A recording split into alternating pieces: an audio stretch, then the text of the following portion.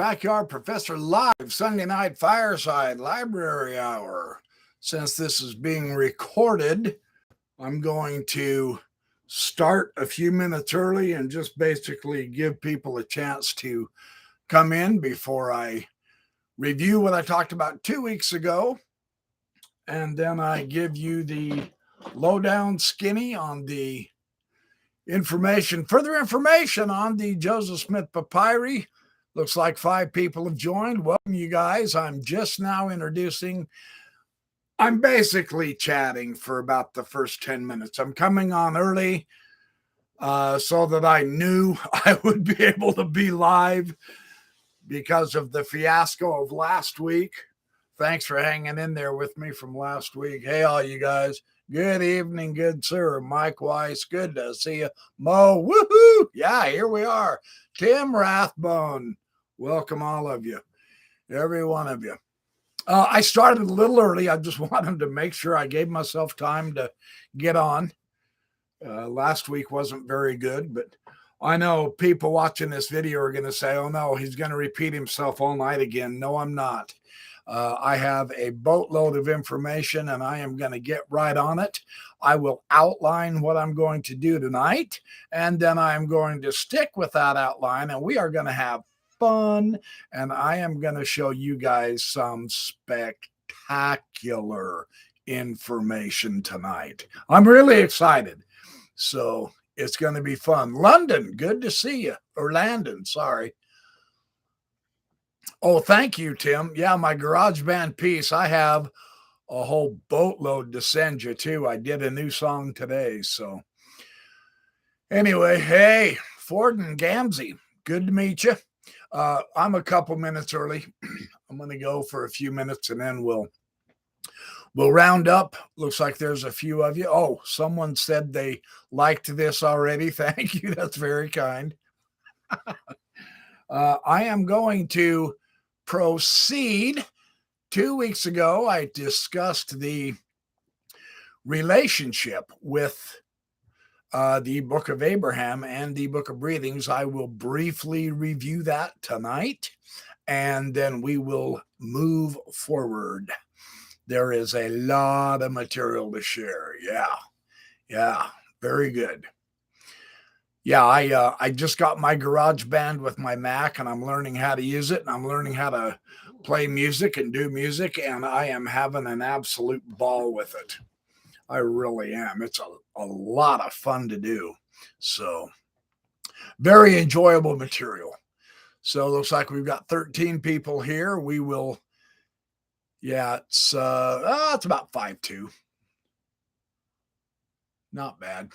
Yeah, we're in good shape here. I'll let about 20 people get here, and then we will start. Folks who are watching this as a video, you can skip the first 5 or 6 minutes. We're just going to chat. I'm basically just yammering until everyone gets here.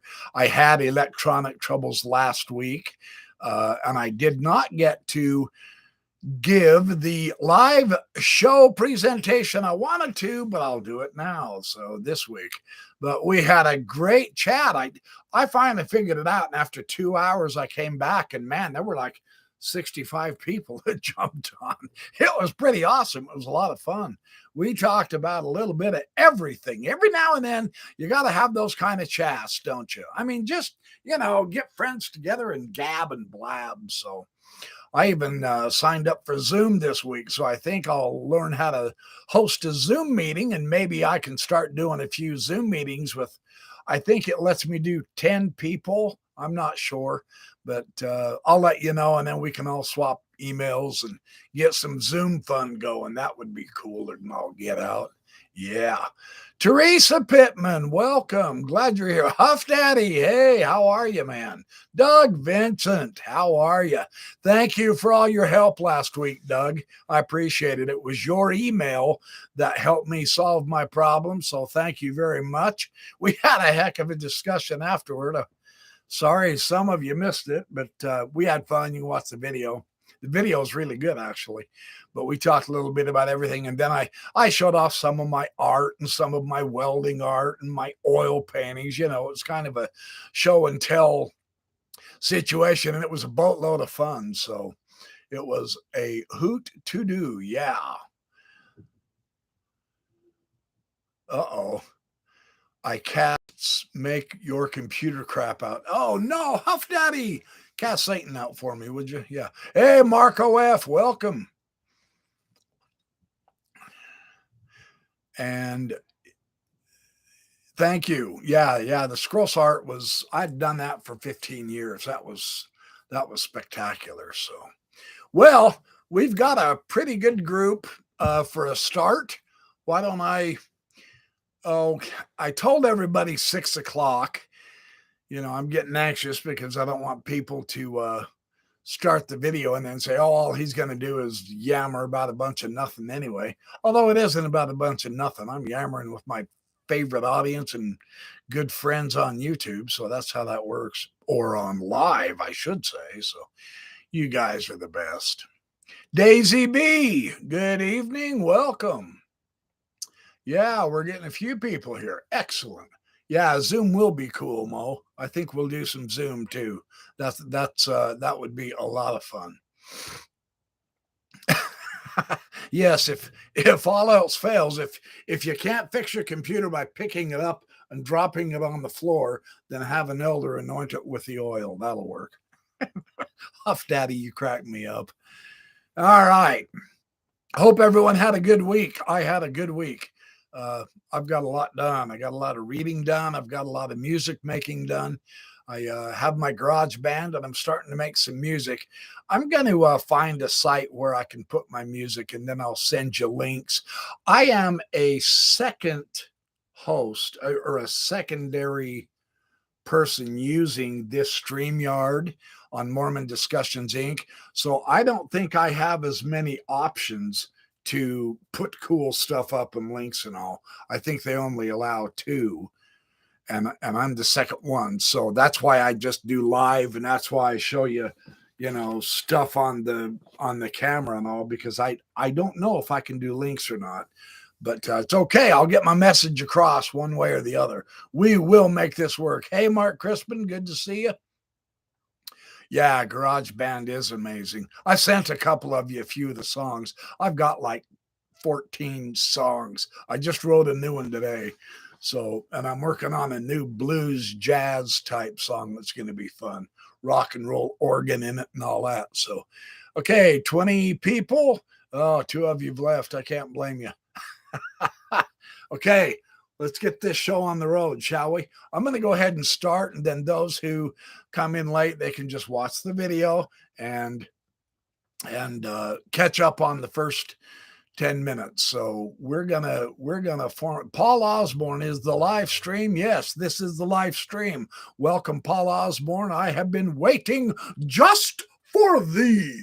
Yeah, baby. That's what I'm talking about. That's a good program right there. I don't care who you are. That's a good program. Well, now that Paul Osborne's here, we can all get going. Dan Vogel, has he showed up yet? Has RFM showed up? They'll probably walk in late. That's what they did when they were Mormons. So. Yeah, here we go. Yeah, it's all good. I'm going to go ahead and start. We've got 21 of us. Let's see what happens when Dan Vogel. Thanks to Brent. Yes, thanks to Brent. Welcome, Dan. I'm just getting started. I got on early just to make sure I had all my technical glitches worked out, and I do. So now that all of you wonderful people are here, Mark and Tim and all of you, Landon, Daisy B, all of you. Yeah. Who's saying the opening prayer? Oh, one of you guys do it because I'm going to go ahead and start anyway. So if I interrupt the prayer, I apologize for the inconvenience I might cause for ceasing the downflow of blessings from on high. But that's just tough toodles. We have to get going. I have a boatload of information to share with you. So let's do this formally. Here we go. 6 o'clock. Let's go. Marco F. Here we go. So 2 weeks ago, I talked about the relationship of the Book of Breathings with the Book of Abraham. I want to just briefly, and I mean too briefly, summarize all of the materials that I shared with you on that. I'm only going to take just a couple of minutes, and then I will get on the 4 points I want to make tonight that I will share with you. The first thing I showed, well, maybe not the first, but I may not be taking this in order, but I am going to summarize the evidence so far that we have with the papyri linking with, hey, Ryan Larson, welcome, my friend. Good to see you here. I just started. I'm just starting. I'm going to review everything right now. So from 2 weeks ago, and then I'm going to get going. So I got on early. Okay. Facsimile number 1 and 3 was taken from the Book of Abraham. And I emphasize that that is Joseph Smith's comment, not the modern churches. That is how he described it. And I showed you the times and seasons pictures of all 3 facsimiles being claimed to come from the Book of Abraham. Hey, Arcady, welcome. And so we've got that established. And that is the Book of Breathings, because both Facsimile 1 and 3 were part of the same role. As the Book of Breathings was created, the art was also created with it in one papyrus. So that was one thing I mentioned. The Facsimile number 1 fibers on the one side where it was cut off from the roll definitely match the fibers, and I'll show you this. They definitely match the fibers. On this side, it was cut off. The fibers on this side of Facsimile number 1, you can see it's damaged, but we do have this facsimile now. It came back in 1967. They match the Book of Breathings fibers, so that we know Facsimile number 1 belonged on the Book of Breathings. No question. The hieroglyphs of Facsimile number 1 on this side of the facsimile, they didn't print these in the Book of Abraham. What they did is they cut off the Facsimile number 1 from this edge. But these hieroglyphs here, they used to help create their alphabet and grammar. That's another bullet point that I mentioned 2 weeks ago. So, and while it was written by his own hand upon papyrus. Another bullet point I wanted to make is Joseph Smith pointed out the signature of Abraham, and it is, where are you, Abraham? Right there, those 2 little guys right there. When Joseph Smith pointed and said, that is the signature of Abraham, that is what he was pointing to. The reason we do know that is because the signature of Abraham is also in the alphabet and grammar, and it is identified with Abraham. It actually goes through a couple of the different degrees, and it emphasizes further and further and further knowledge and information about Abraham in the alphabet and the grammar.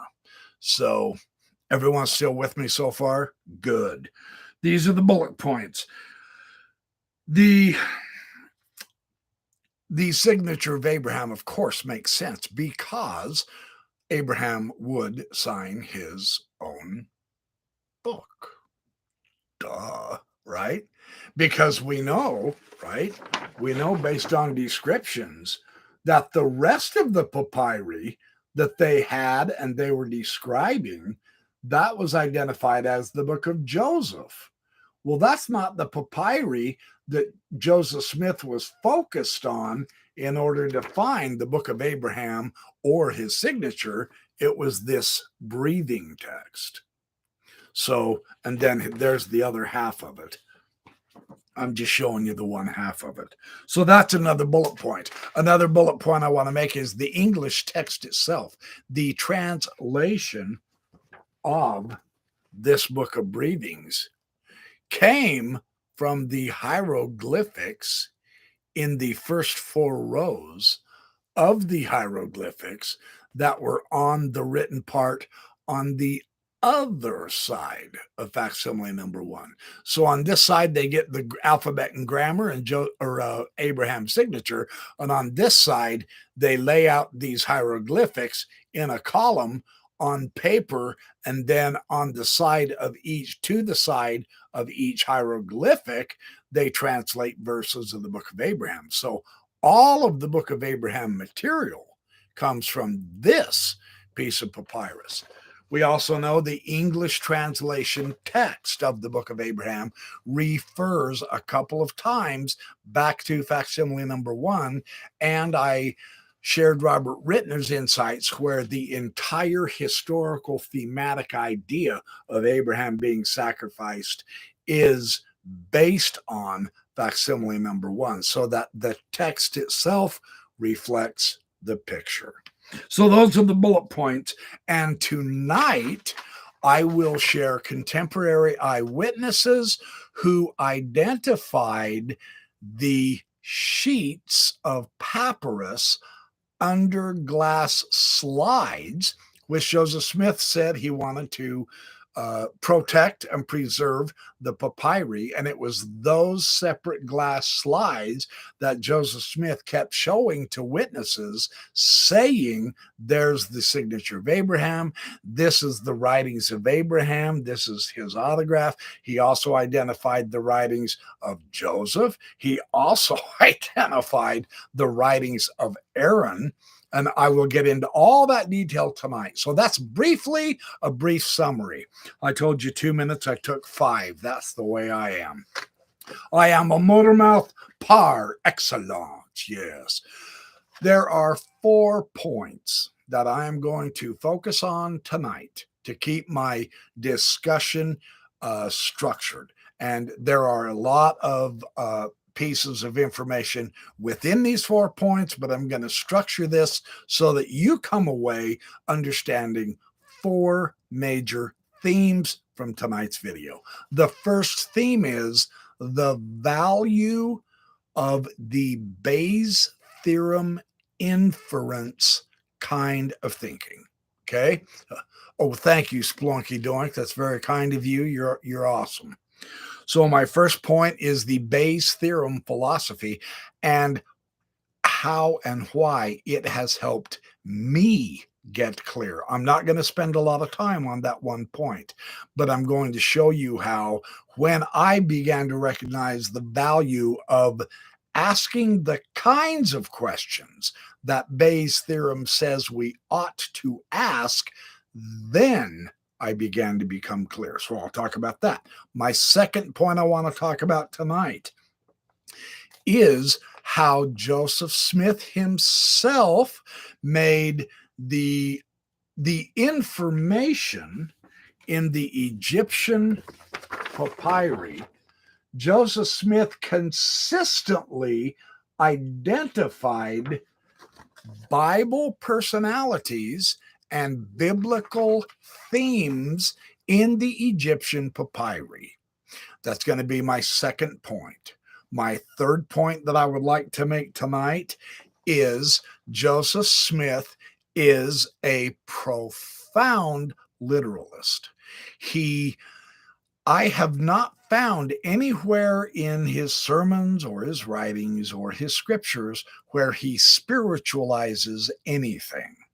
He's not a mythographer. He just identified things literally as they were written, most especially in the Bible. And I will show you a lot of detailed information on that. My fourth point that I would like to make tonight is it is precisely and most interestingly this Joseph Smith literalism that is the fatal flaw for Kevin Barney's Semitic adaptation theory. And so, and I will explain that theory, and we will identify and discuss that theory as we go along. So that is what I'm going to do tonight. I'm going to try like crazy to stay on topic. I don't want to wander around. And I've got several conclusions that I've written down that I want to identify later on. I've got quite a bit of material to cover. So let's get on this because, yeah, baby, I have some great information for you tonight. I have been working on this for quite some time, and I'm very excited. The first thing I need to do now, again, I don't think I have access to providing links. So I apologize for this. What you can do is pause the video once I show you this address. Okay. I'm going to give you a URL, or you can Google search this. This is the paper that I wrote probably 3 or 4 years ago. Paul Osborne has helped me critique it, and we have been discussing it, and we have a huge discussion on Shade's message board. You're welcome to come there and look at all the various points that Paul also added to it, which I thank him deeply for, and many others. So I'm sorry for the amateurness, but this is critical based on what I've seen now, and I know it's going to come across as bragging. That's just the way it works. My paper that I'm going to share bits and pieces with you tonight is the most complete, overall, honest usage of as many of the witnesses as I can, the contemporary witnesses of the papyri as they were shown the mummies in the papyri, or also from those who were showing the mummies in the papyri and what they said. Newspaper articles, sermons, personal letters, etc. There's a lot of stuff, and my paper analyzes the most. I wish they would have put all of the witnesses in the Joseph Smith papers with the Book of Abraham volume. That would have helped round it out. That would have been much, much better. So here, yes, we are disillusioned apostates. Yes. Our problem is we keep looking at the evidence. I noticed that comment. You can Google search the backyard professor. Joseph Smith did say he had I can't read it backwards. Anyway, you can pause the video. You can Google search backyard professor. Joseph Smith said he did, in fact, possess Abraham's literal autograph, or that HTTP thing goes on for absolutely ever. It's a nightmare. So anyway, that is the material I'm going to be using tonight. So I have that, and I have this and this. Okay, very good. So I'm not going to explain Kevin Barney's article just yet. What I want to do is a very brief analysis of Bayes' theorem and what it is. Don't make this more complicated than it needs to be. I'm going to greatly simplify it, and yet it has profound consequences. Here is what... Hold on. I'm getting there, I promise. Here is what Bayes' theorem does. Bayes' theorem is a rigorous method for interpreting evidence in the context of our previous experience and using all of our previous knowledge as well in an analysis. We bring everything to the table. That's the power of Bayes' theorem, really, truly. It is fundamental to science that opinions be evidence-driven. That is the essence of Bayes' theorem. Very nice. It is a method for interpreting evidence.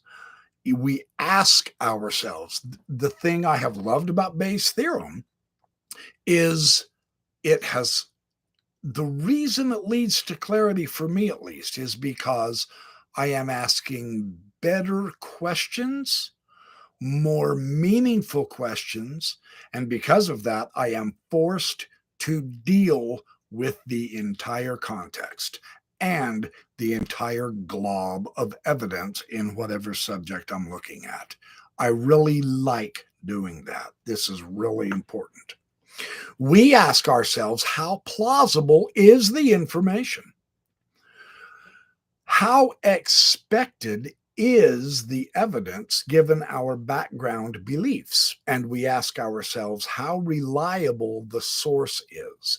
Bayes' theorem is not about guessing or haphazardly arising at already believed in conclusions or presuppositions. It is not a matter of conjecture. A theorem, by definition, is a mathematical statement that has been proven to be true. Proven to be true. So it's not a theory, it is a theorem. Okay? So, Bayes' theorem, using it with our inferences about our theories, controls our own subjectivity. And this is probably what I like best about it. Because as a former apologist, I mean, we all know, even critics, everyone has subjectivity. That's not the issue. Bayes' theorem cannot get rid of our subjectivity. That's not the point. What it can do is control our subjectivity. And that is what we want to do the most. We'll never be fully objective, but we can become justifiably subjective with a high probability if we acquire all the evidence. That's a cool thing about it. So,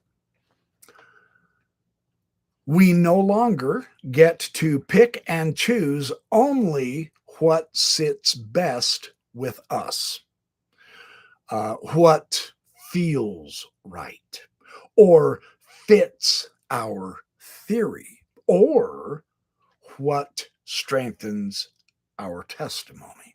That's not what we're allowed to do with Bayes' theorem. It allows us to assess how likely our theory is when compared with all other theories. So we don't get to ignore any other points of view. We must bring them to the table as well. And to make a long story short, I'm not going to read all of this because I can explain it easier. I can explain it much faster and easier. Here is what I loved when I began to get clear about Bayes' theorem.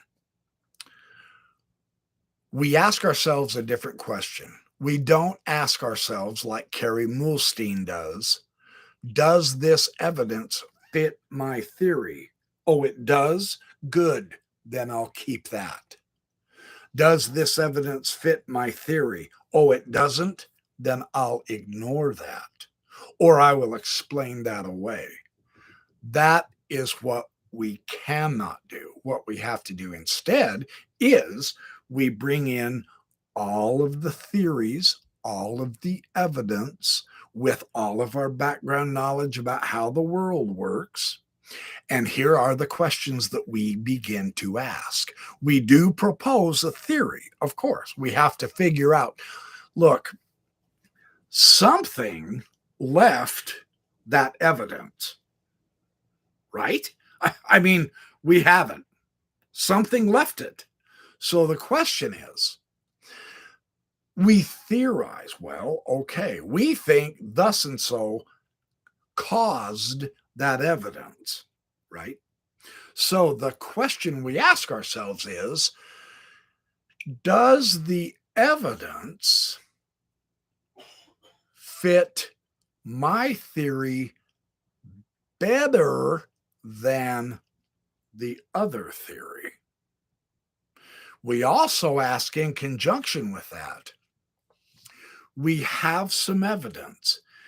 Is this the kind of evidence we would expect to have if our theory is right? Or is this the theory we would expect to have if the other theory is right? And so we are putting our theory in comparison, in a ratio, as it were, with someone else's theory. We are not asking to prove anything. You don't prove anything in Bayes' theorem. What we're looking for is which theory has a higher probability in explaining the evidence that we have. That's what we're looking for. We don't prove it. We just want to find out, is my theory more probable than that other theory? And even maybe that theory, that theory, that theory, that theory, and that theory, and that theory, like we are directly faced with this Joseph Smith papyri information, aren't we? How many LDS apologists have proposed various theories? And the other remarkable cool thing about Bayes' theorem, you can no longer ignore that the LDS have proposed numerous different theories. All of that now becomes our background knowledge because the evidence is there that John Twetnus and Rich Lee Crapo came up with the mnemonic theory.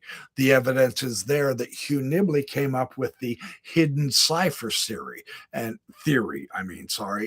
other LDS apologists. Will Scriver did a fair presentation, I believe it was 2010, something like that. I was at that presentation. I videoed it, and Scott Gordon said, no, you can't use that. That's ours. That's our copyright. We own that property. How dare you video at our conference, Yeah, right, whatever.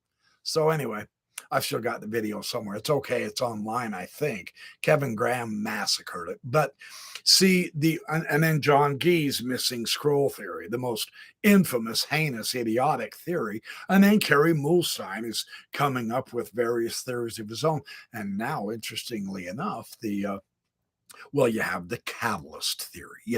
It was used as a jump off point to give Joseph Smith inspiration to find the Book of Abraham in the papyri. So there's numerous theories. And now that we have those numerous theories, each one of them take up part of that 100% probability space. I mean, you only have 100%, right? 100% probability means that theory is the one. Very few have 100%, if any at all. So the theme is, the more theories that are proposed to try to explain why the evidence does not match the conclusion you want, means it lowers the probability. So that we have 8, 9 different LDS apologetic theories now. That lowers Joseph Smith being correct. And I don't think the apologists even realize that. It's amazing. The more different ad hoc excuses, because that's what their theories are. What's the evidence that we have? The papyri came back, it was translated, and it does not translate into the Book of Abraham. Oh, that's a disaster for apologetics. So what are we going to do to save Joseph Smith? Well, I have a theory for why it doesn't match the papyri. I have a theory for why it doesn't match how Rittner translates it, or how Klaus Baer, or Richard Parker, or John Wilson translated it, right? For every theory they present, Bayes' theorem says, now that is part of our background, we must include that also. 100% divided by just one theory, the one that fit, is 100%, or 1. We go from 0 to 1 in the percentages. If you have 2 theories and they're both equally as strong, you split the 100% to just 50%. That's how drastic it is to add more and more theories. So rather than saving Joseph Smith, you're putting him deeper in a hole. You're making it less and less and less likely that he was correct. And tonight I'm going to explore yet another theory, the Semitic adaptation theory. So that's probably either 9 or 10 major LDS theories now about why the papyri do not contain the Book of Abraham, which they should if Joseph Smith was telling the truth. Bayes' theorem is the best way to find this out on a probability. So I've explained enough about Bayes. Thank you for your patience on this. Okay, let me move on. The way I approached Joseph Smith arguing about the signature of Abraham is, oh, hi, Patty Cake. Good to see you. Oh, it's no big deal. Yeah, I'm glad you showed up. I just barely started. No problem. You can watch the front of the video for the first half hour or so. So welcome. We're going to have a scream and knockdown drag out tonight anyway. So you're all welcome. So, Zion. Okay. Joseph Smith left a whole bunch of scripture. He left a whole bunch of letters, his personal writings and all. The Joseph Smith Papers is an absolutely gigantic testament to that. There's several volumes, I believe over a dozen right now, for sure. And thank you, Sploinky Doink. You're awesome, dude. So I tested a question. When the apologists meet this argument that Joseph Smith thought he had the signature of Abraham written by his own hand upon papyrus, that makes them uncomfortable. And so they're not so sure whether to take him literal or not. Now, instead of just saying yes or no, a Bayesian inference approach, which I took and which you guys can all look up on that website for my paper, I looked at all of the sermons, the letters, the scriptures, etc., that Joseph Smith produced. These are evidence, correct? Yes. Something produced that evidence. Joseph Smith, being the leader of the church, produced that magnificent pile of evidence that we have. So I looked in those, and I looked in several different sources. Dean Jesse has the personal writings of Joseph Smith. The Joseph Smith Papers now is the grandest collection. When I wrote my paper, I had 10 volumes accessible. And I looked and I found where Joseph Smith ever spiritualized something. Now, what I mean by this, how literal is Joseph Smith? Was he half and half? Was he 3/4 and 1/4? Was he never literal? Was he always literal, etc.?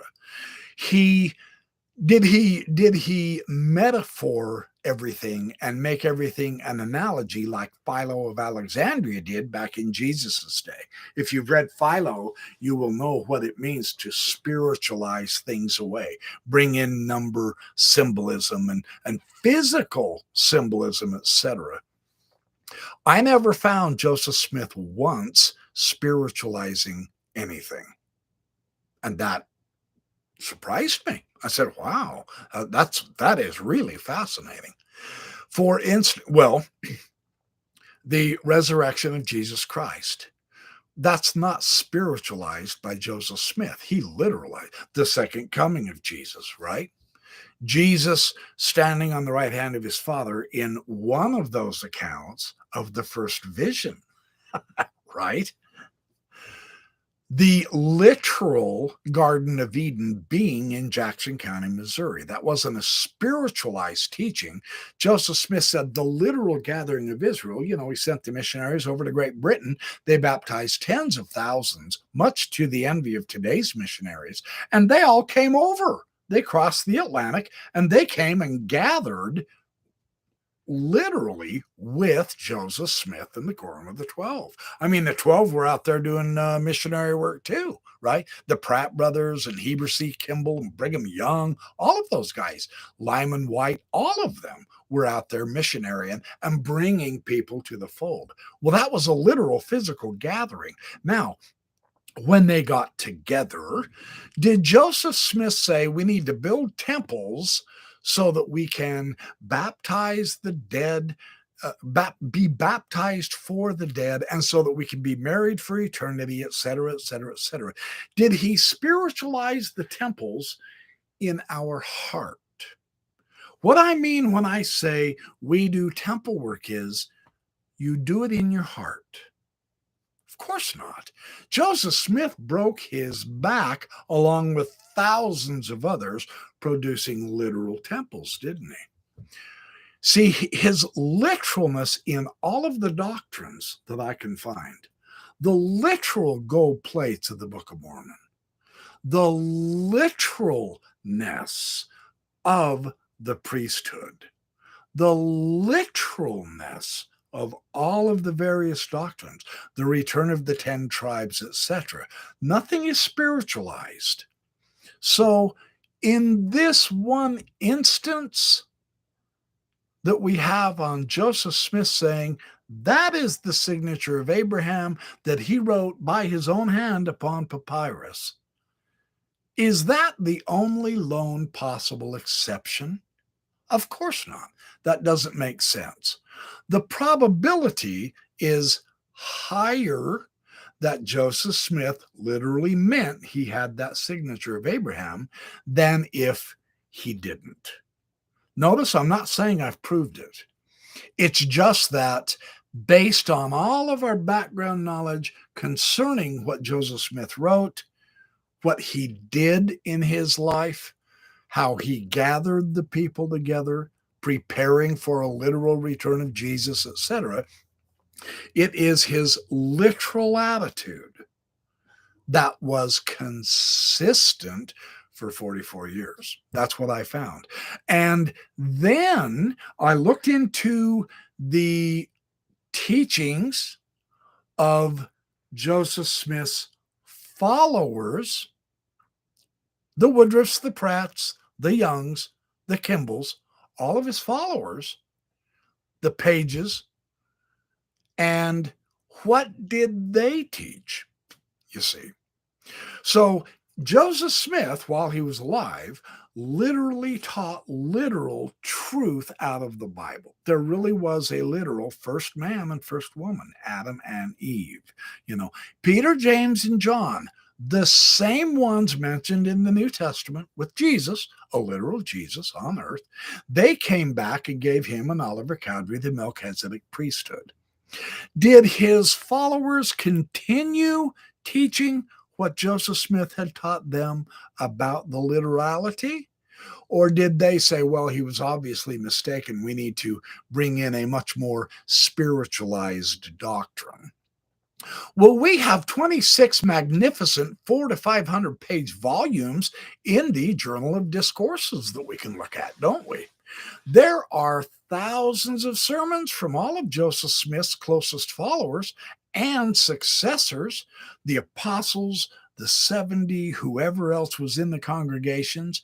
They constantly continued preaching Joseph Smith's literalness ever since he died. Now that's interesting. So again, we ask the Bayesian question: is this literalness in the Journal of Discourses the kind of evidence we would expect to find if our theory is true? And the answer is yes, it is. Is this the kind of evidence we would expect to find in the Journal of Discourses if Joseph Smith was not a literalist? And the answer there is no. So the probability is lower that he was a spiritualizer of the scriptures and of history and of philosophy and all that. And the probability goes higher that Joseph Smith was literally serious about what he said and taught. This is how Bayes gets us to ask the better questions. And there is another angle to the background that I investigated. When they acquired the papyri and the mummies, they showed them off to thousands of people for a long time. They housed it in Lucy Mack Smith's home, and in her cellar, they kept it under lock and key. I mean, these were Egyptian antiquities, and all of America was just gung-ho gangbusters about the Egyptian antiquities. So a lot of people, and a lot of important people, showed up, and either Joseph Smith himself was showing them, or else he would have his mother. We've got much evidence that Lucy Mack Smith herself showed it. We have evidence that some of the other people that were hanging out with Joseph Smith and helping him with his work of building up literal cities of Zion, etc. Nauvoo, Kirtland, right? Far West, etc. Nothing spiritual here, man. It's literal. How did they present the material? And is that what we would expect if they actually learned the information from Joseph Smith? And the evidence of the witness statements shows that they too applied a literality to the papyri and its meaning that Joseph Smith had taught them, and they continued producing that kind of literality. Is this the kind of evidence we would expect to see from Joseph Smith's followers if he was a literalist and they believed him and they believed in him and they accepted literally he was a prophet, seer, revelator, and translator who could literally translate ancient records from unknown languages like the golden plates and now this Egyptian papyri? Yes, this is the kind of evidence we would expect to find, and we do. So the witnesses themselves bump up the probability even higher that Joseph Smith was literal when he said, that's the signature of Abraham. Bayes' theorem helps us look at all of the angles from all directions, which is its PowerPoint. So another way that I can test my theory of a very literal Joseph Smith is I can check into the background information and evidence that we have from Joseph Smith's enemies and his detractors, and technically all of John Q. Public, who was shown the papyri and the mummies, right? So I've covered Joseph Smith. I've covered his followers. There's still another segment of society we can look into, his enemies and the public. Now, the really interesting thing here, they scoffed. They were bemused. They were incredulous. They were completely disbelieving. And they did mock Joseph Smith and the Mormons there's a lot of newspaper articles and all that we've been able to gather. They were completely unpersuaded. It was because Joseph Smith claimed to have the very same papyri that Abraham himself made, touched, and wrote on and signed his name on. And it was 4,000 years old, and it came from the mummies, and now he has it. It was exactly Joseph Smith's literalness that caused the other side, his enemies and the public, to mock it, to be bemused and make fun of it. And I'm not kidding, man. Some of those newspaper descriptions are hilarious. They really are, because they obviously think Joseph Smith is completely out to flipping lunch. He's toking too much on weed, man. This guy is a nut job. It is the literalness that they were reacting to. Now, Bayes' theorem would have us ask, is this the kind of evidence we would expect to see from that segment of society if the theory that Joseph Smith was literal is true? And the answer there is Yes, it really is. The evidence makes sense. So again, that further continues to bump up the probability that Joseph Smith was a literalist. Is this the kind of evidence we would expect to see if Joseph Smith had spiritualized it? If he had never claimed it was as old as it was or that it was as significant as it was? No, that wouldn't be the reaction we would expect. So that also works well with the probability that Joseph Smith was a literalist. You see how Bayes can give us a much more full, complete, rounded out picture here with evidence from all quarters: Joseph Smith, his followers, his enemies, and John Q. Public. And we want to include as much that was written as possible in order to see the overall view. And it splits beautifully right down the middle. It is his literalness that thrilled Wilford Woodruff, and I'll read his account to you tonight. And it thrilled Orson and Parley Pratt, and it thrilled Willard Richards and Wilford Woodruff, and all of the scribes who were involved, William W. Phelps, all of them, Oliver Cowdery, they were absolutely electrified. We have a direct connection to Abraham, man. It is the literalness that gave them their testimonies.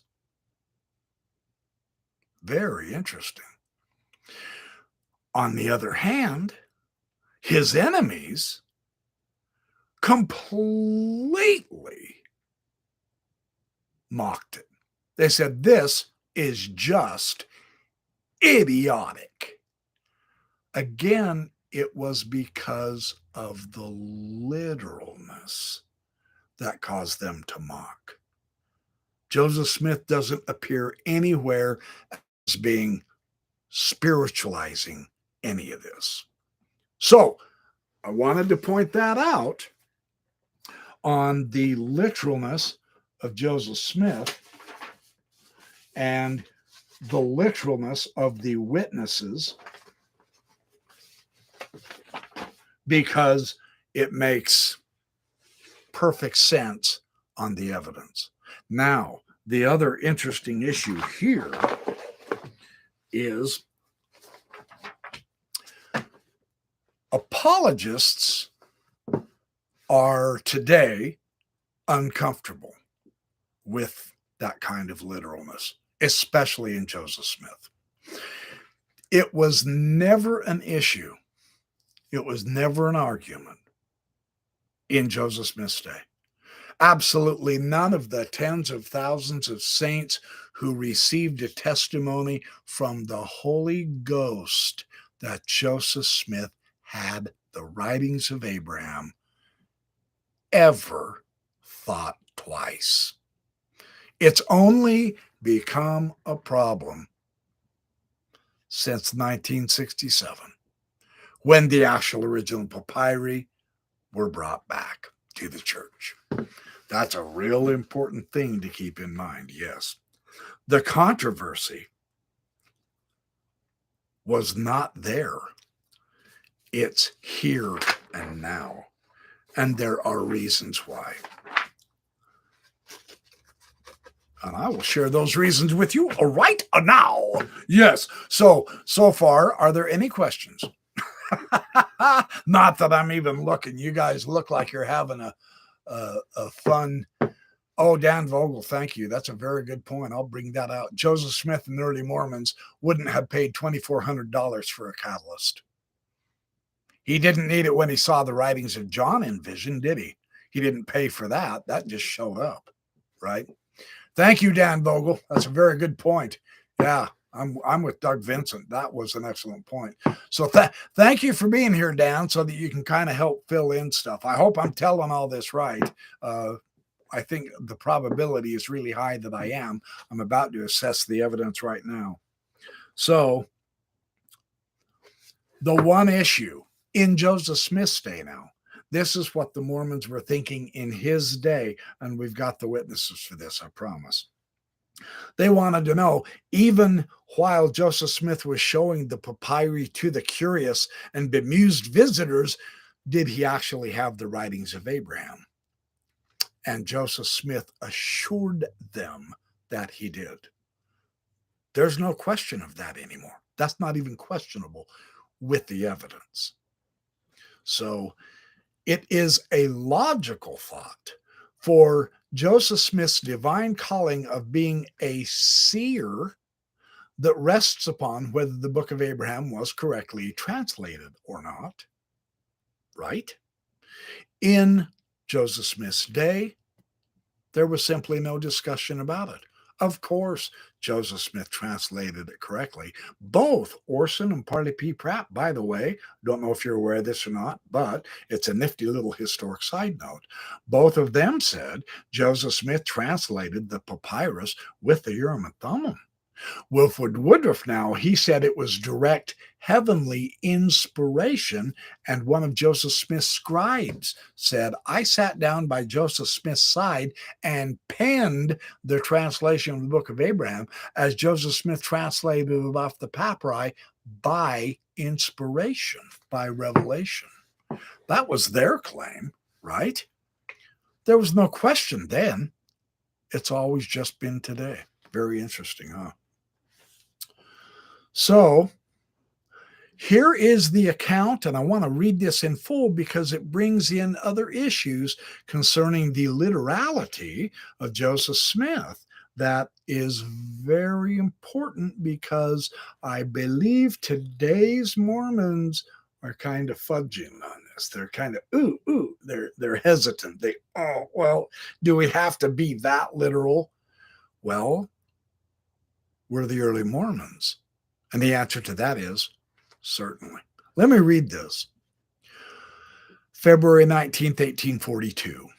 Wilford Woodruff recorded that the truly impressive thing about the papyri and Joseph Smith having them is that, quote, the Lord is blessing Joseph with power to reveal the mysteries of the kingdom of God, to translate through the Urim and Thummim ancient records and hieroglyphics as old as Abraham or Adam, which causes our hearts to burn within us while we behold their glorious truths opened up unto us. Joseph the seer has presented us some of the book of Abraham, which was written by his own hand, but hid from the knowledge of man for the last 4,000 years, but has now come to light through the mercy of God, unquote. Where else would Wilford Woodruff get that kind of information except from Joseph Smith? He was the one that bought the mummies and papyri, you guys. He's the one that within just a few hours of examining it, I believe he was with Oliver Cowdery. He was with someone. And they said, it was Cowdery. Much to our delight, we discovered that the papyri held the writings of Abraham and of Joseph of Egypt of old within just a couple of hours. Well, where would Oliver Cowdery get that information? From Joseph Smith, of course. This all begins and stops on Joseph Smith's shoulders. This is critical to understand. Truly, for real, no question. So, just before he helped set the type to publish the book of Abraham in the Times and Seasons, now we're moving up in time, we're in the 1840s now, Willard Richards had this to say. The original version of Joseph's editorial noted, in the present number will be found the commencement of the records discovered in Egypt sometime since, as penned by the hand of Father Abraham in Egypt, which I shall continue to translate and publish as fast as possible till the whole is completed. That's specific literal, folks. Truly, it can't be said plainer. It really can't. So, on another one, see, here was a point, and you can read this in the various journals of the early pioneers, of the people who lived with Joseph Smith back in Nauvoo and Kirtland and so on and so forth. You can read about this. It is Joseph Smith's literalness that enhanced his reputation as a prophet. When he asked to pay for the papyri, now there is some conflict in the record. Some of the stories say the saints ponied up. Look, $2,400 is not small meat and potatoes back then. Chandler asked for $2,400 and Joseph got it within 3 days. Well, he bought the papyri. He had better make sure that the investment of the money was worth it. Joseph Smith had to deliver. And man, did he. Hey, this is the actual writings of Abraham and Joseph in his own hand. Wow. Well, that electrified the saints. This only showed them, look how blessed we are to have a what? A literal prophet, seer, revelator, and translator in our midst. And not only that, Joseph Smith was the only one in America who could read those kind of writings through the power of God. Look, this didn't devalue Joseph Smith in anyone's eyes who were his believers. This electrified him. Is that the kind of evidence that makes sense of my theory? It is, yes. So it raises the probability that Joseph Smith was literal. That's how Bayes gets us to think. I love that part about Bayes. So let's move on. I'm going to skip and jump. Joseph Smith, we understand this through all the witnesses based on what they said. Lucy Mack Smith, in one place, when she was showing another woman she showed the leg of one of the mummies, she said, "This is the leg of the lady who pulled Moses out of the water." Now, that's pretty cut and pick 'em literal. Now, of course, the lady that Lucy Smith, sorry, I can't help but laugh. Of course, she was completely skeptical. Come on, how in the hell would you know that? But again, notice it's the literalness of the interpretation of the mummy that is so amusing to the critic, right? But Lucy Mack Smith was absolutely fundamentally sincere, right? See, Joseph Smith is the primary source for this idea of having Abraham's actual literal handwriting in Egyptian hieroglyphics on the papyri. What many of his closest followers and believers said and believed shows that he taught them in regards to Abraham and the papyri as well. If today we disregard Joseph Smith as not being credible in order to avoid embarrassment of our much more correct knowledge of what the real province of the papyri are, that does not mean Joseph Smith can be dismissed because of our current knowledge, because he had a higher source, heaven, right?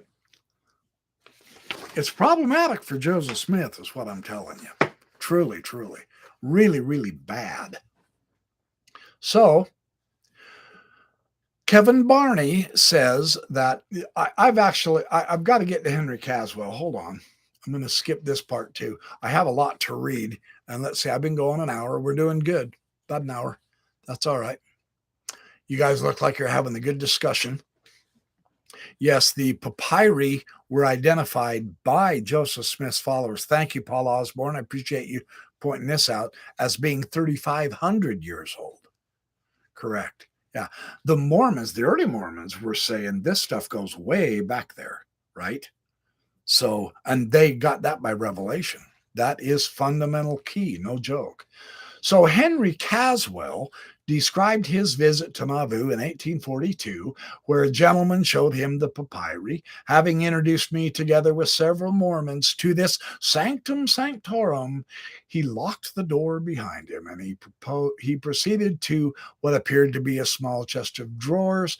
From this he drew forth a number of glazed slates, like picture frames containing sheets of papyrus with Egyptian inscriptions and hieroglyphics. These had been unrolled from mummies, which the prophet had purchased at a cost of $2,400. It is at this point in Caswell's testimony that John Gee always stops quoting.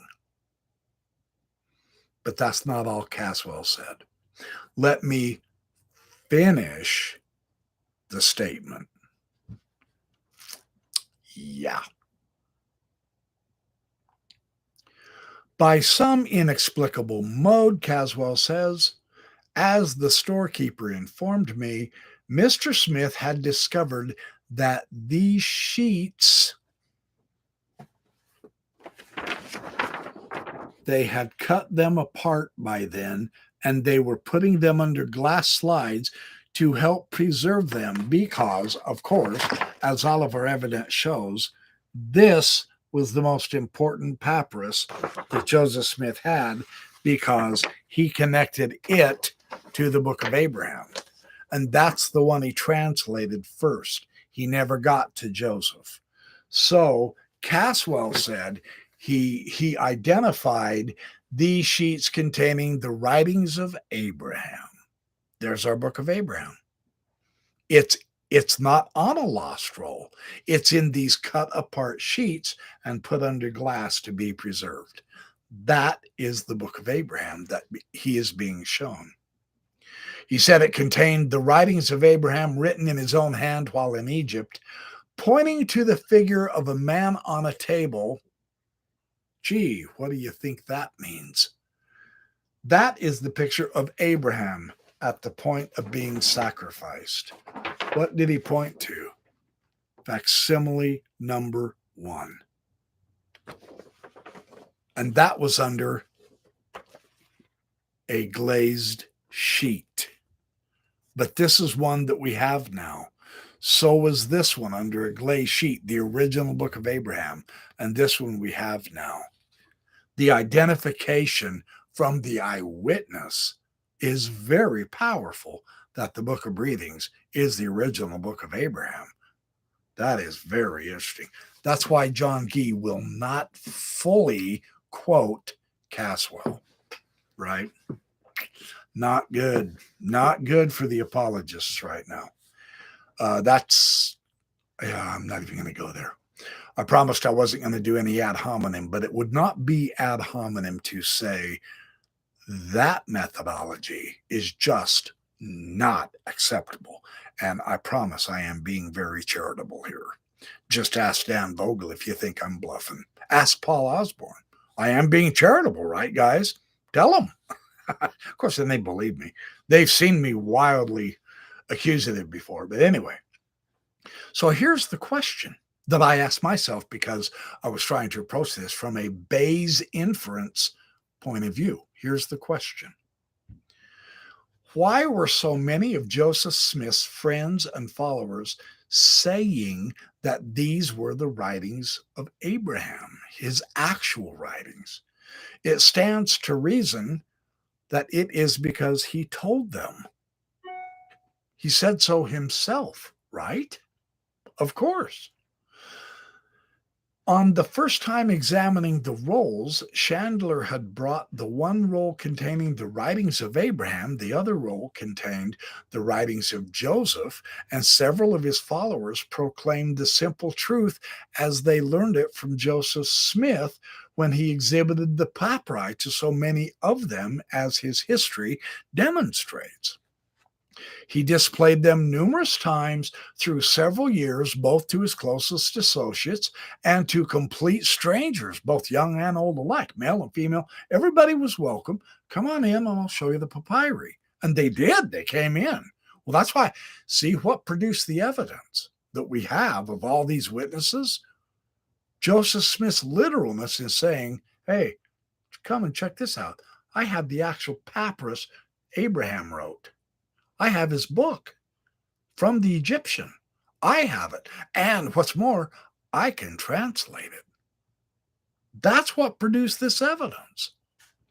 That's interesting.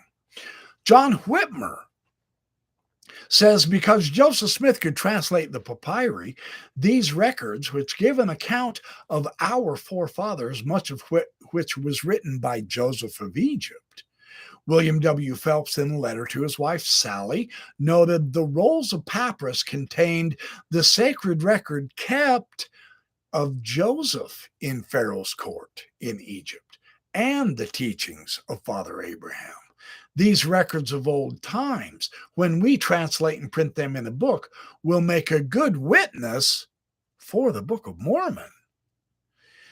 It is not the anti-Mormons who are making the argument here, you guys. It is the Mormons who got really excited about this papyri, and they said, hey, man, now we can confirm the Book of Mormon with the papyri.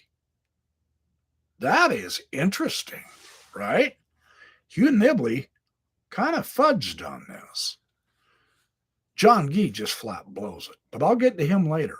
Tonight's Kerry Mulstein, just as soon as I establish a few more things. These records of old times, oh yeah, I said that. Oliver Cowdery said, upon the subject of the Egyptian records, or rather the writings of Abraham and Joseph.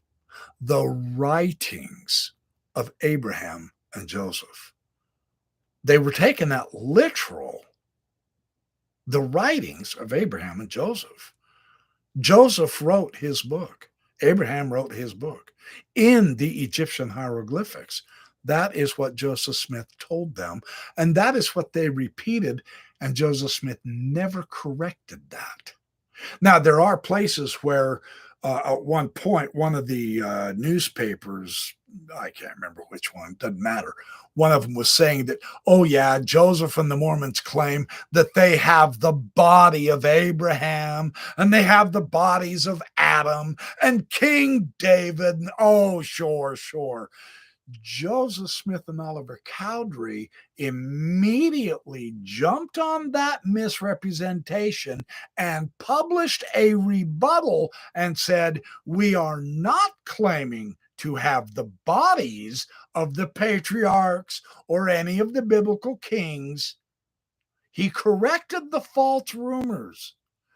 But the false rumor that he had Abraham's actual handwriting and signature and book, Joseph Smith never had to correct that because to him, it wasn't a rumor. It was the truth as he received it. That's seriously significant. That to me says that helps establish the literalness of Joseph Smith saying, yes, I have the signature of Abraham that he wrote in Egyptian hieroglyphics, and we can point to the hieroglyphic that Joseph Smith did on facsimile number 1. Isn't that remarkable? That is so amazing. So Joseph was not unwilling to correct misperceptions. But having the literal signature of Abraham or the book was not one of the misperceptions. It was one of the truths that he was teaching everyone. That's seriously significant, right? Yeah. Very interesting. Benjamin F. Johnson, 1835, telling his wife, in looking upon the bodies of those who 4,000 years ago were living princes and queens, and when the writings of Abraham upon papyrus, which accompanied them, were taken from its ancient casket, it seemed marvelous indeed. We are clearly left with the impression that those writings of Abraham came from him in antiquity. Joseph Smith never corrected that impression. If it was wrong, Wilford Woodruff in his journal actually commented too. He said, the writings that was said to be written in Abraham's day. Well, it's obvious that Joseph Smith was saying this as he was one of those, among others that he allowed, who constantly showed off the mummies and the papyri and was describing it as being back in Abraham's day. Because, of course, Abraham and Joseph wrote it. I believe it was Parley P. Pratt who said Abraham began writing, and it wasn't until Joseph of Egypt got the writing that he finished writing his own book. They're talking writing on the papyri, you guys. That's what these witnesses were taught, and there's only one person who could have taught them that. Absolutely. So, and this is the good part. In an interview with a gentleman in 1840, Joseph Smith himself presented the papyri. He said, "These ancient records," said Joseph Smith, "throw a great light upon the subject of Christianity." Now, this is the biblical nature. This is the biblical aspect that Joseph gave the provenance of the papyri. It was always having to do with the Bible and Christianity. Literally.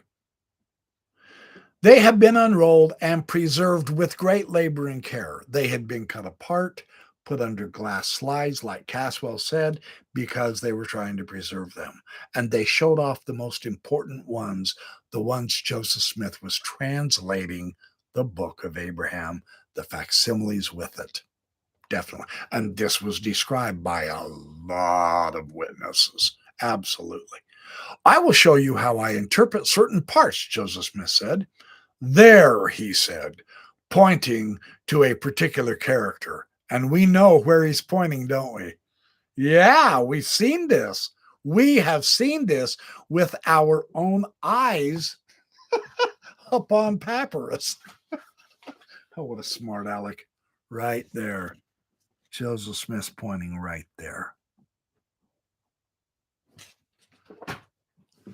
Is that not groovy? All right. That is the signature of the patriarch Abraham. Now, notice his language. Again, he had unrolled and preserved the papyri, of course. Yeah. He preserved them as sheets under glass slides, as other witnesses indicated they were shown. Joseph is showing him the preserved sheets under glass here of the book of Abraham and showing the signature of the patriarch on the papyri. Of course. This makes sense since Abraham wouldn't have signed Joseph's own book, but his own. Of course. So William Appleby in his journal recorded upon seeing the mummies and the records that they consist of having some of the writings of ancient Abraham and of Joseph. There is a perceptible difference between the writings, he says. Joseph appears to have been the better scribe. His handwriting was better. See, they're talking literal handwriting, you guys. They're saying Abraham wrote his book upon papyrus by his own hand in the Egyptian hieroglyphic.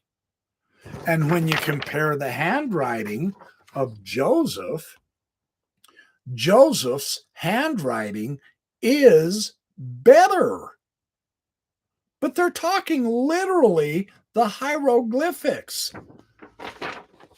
They said Abraham and Joseph wrote on that very piece of papyrus that they had. It's that literal. Remarkable, isn't it? Very interesting. Clearly, the information says it was their actual handwriting. And Appleby further says something even more interesting. He says the male mummy, well, that was one of the ancient pharaohs of Egypt, and a priest, as he is embalmed with his tongue extended, representing a speaker. The females are his wife and his daughter, as a part of the writing has been translated and informs us who they were. And by the way, Dan Vogel, you're still in the audience, I suspect. I'm going to tout your videos.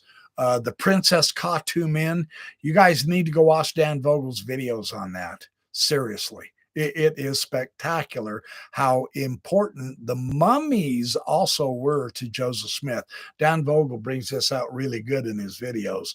The Book of Abraham series. Just Google Dan Vogel Book of Abraham and you'll get the whole enchilada, man. It's awesome.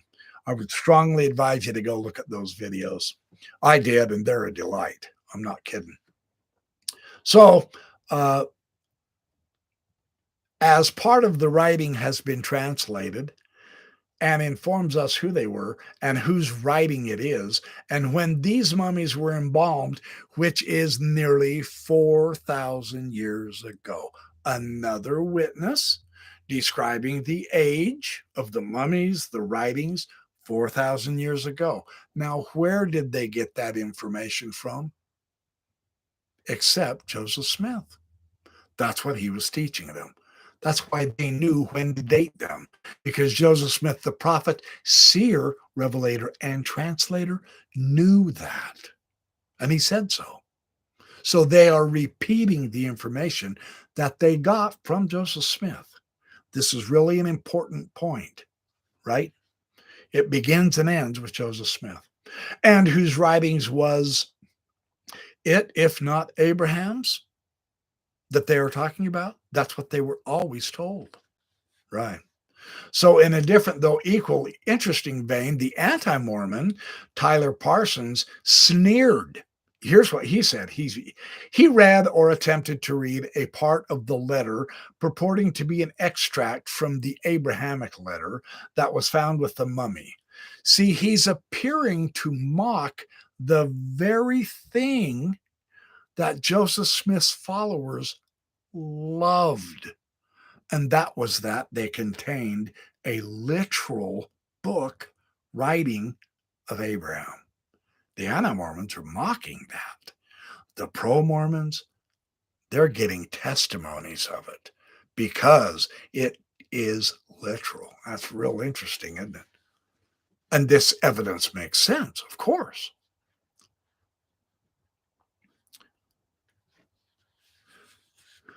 I've read Wilford Woodruff. Oh, Parley P. Pratt's really important too. Let me read what Parley P. Pratt said. Let's see. I'm at an hour 22. Are all you guys all right? You mind if I keep going? Yeah, Nikki Maccabee, Dan's videos, they really are good. Yes, they really are.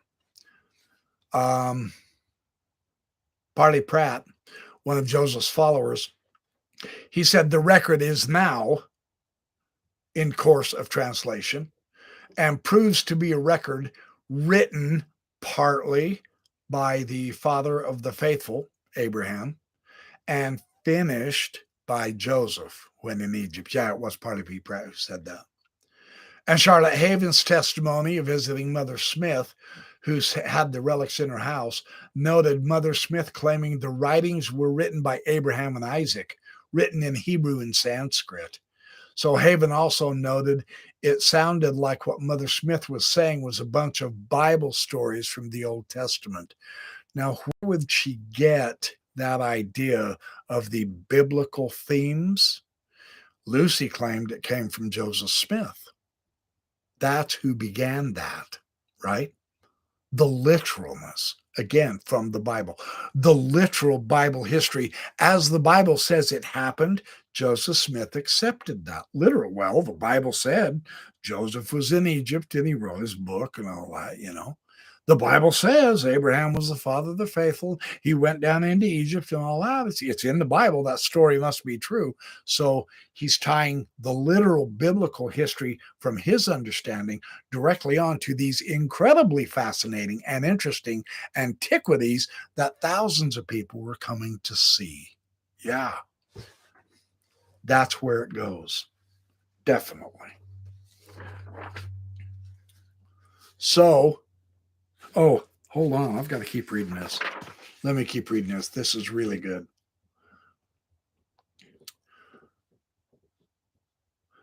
Haven also noted that it sounded like what Mother Smith was saying was a bunch of Bible stories from the Old Testament. I cover that.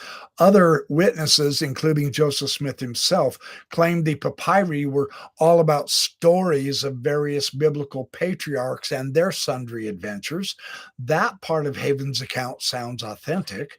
The part about Mother Smith saying it was written in Hebrew and Sanskrit has caused some discussion. Could she and did she actually know anything about the Hebrew and the Sanskrit?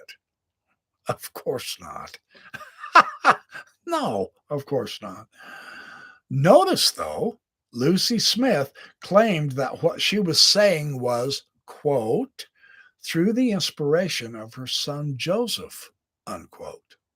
So it's doubtful, because of lack of evidence, that Joseph ever taught the scrolls or the fragments were written in either language.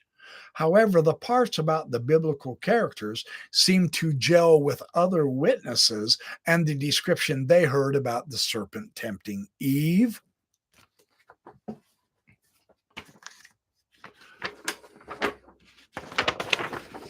Right there. Sorry, I pointed to it wrong. The serpent tempting Eve. You can see it right there. There's Enoch's pillar. There's the, no, I don't see it now. Where is it? Talked about the representation. There it is. The representation of the Godhead, 3 in 1. There it is right there. 3 in 1. So they were describing the Egyptian materials based upon biblical information, Christian information, etc. This propensity for biblical literalism is better understood when we recognize that Joseph Smith claimed to have seen, to have conversed with, and shared priesthood keys with Adam, Seth, Enoch, Noah, Abraham, Jacob, Moses, Nephi, John the Baptist, Peter, James, John. I mean, how much more literal can you possibly get than Joseph Smith, right? The 3 Nephites, Paul, Mormon, and Moroni. I mean, for Pete's sake, in this background regard, it's not surprising at all that Joseph Smith believed he had the literal handwriting of Abraham. Of course he did. That makes perfect sense. To say that he was so literal in absolutely everything else, but in this one instance, that was only an assumption, that is completely inconsistent on the apologist's part. Truly. I mean, after all, do they believe they have the literal Melchizedek priesthood? Do you, apologists? Well, there you go. Are you believing in the literal second coming of Jesus Christ as Joseph Smith taught? Yeah. Do you believe in the literal gold plates? Yeah. Okay. Then how come you're so literal in so much? Jackson County, Missouri being the Adamon Diamond, the Garden of Eden, you know. Enoch was literally translated into heaven. It's Adam and Eve, the first man and woman, etc. Well, the literal baptism for the dead actually does work for the dead if they accept the ordinance, etc. You don't stay home and say, well, spiritually, I was baptized for 500 people today. No, you go into a literal building that was built by material on earth, and you go into a fountain literally filled with actual water, and you do baptisms for the dead literally. Yes? Well, all right. If you're so literal on everything else, this is just completely minuscule about having the literal handwriting of Abraham, and yet today's apologists argue against that. Isn't that fascinating? Entirely unacceptably inconsistent with your own theology, doctrines, and beliefs if you're a Mormon, right? So, Josiah Quincy's description is intriguing. He described Joseph as saying about a particular parchment, that is the handwriting of Abraham, the father of the faithful. This is the autograph of Moses. And these lines were written by his brother Aaron. Again, so literal and so biblical, right? This is Joseph Smith. This is where they got it all from. Starts with him, ends with him, right? Henry Halkett related the details of his visit with the prophet. He repeated the same information, and this lends credibility that it was Joseph Smith who said what he said to Quincy. In fact, Charles Francis Adams also reported this incident of Joseph Smith himself was the one teaching that they had the actual and literal handwriting of the patriarch on the papyri. Theodule de Veriat, this is very interesting, one of the very first Egyptologists who took issue against Joseph Smith's translations in 1855, said that the papyri are, quote, considered by the Mormons as autobiographical memoirs of Abraham, the Mormons regard as writings from the hand of Abraham, unquote. Notice who he's saying believes that. The Mormons. Where did they get that information from? Joseph Smith. Of course. They didn't get it from Michael Chandler. Come on, right?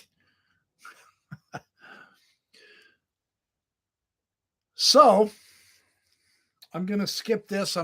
It's getting a little bit late. I'm going to skip that just a little bit. Oh, here, well, no, let me skip that. I'm going to skip this too.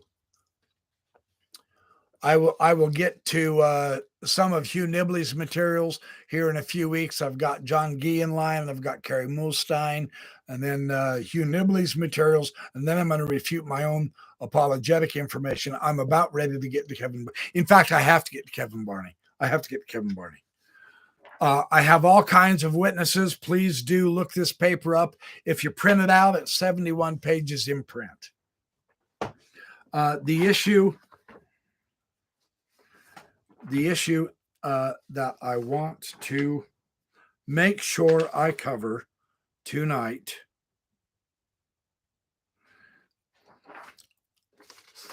time goes fast when you're having fun, doesn't it? Yeah, this is really good stuff.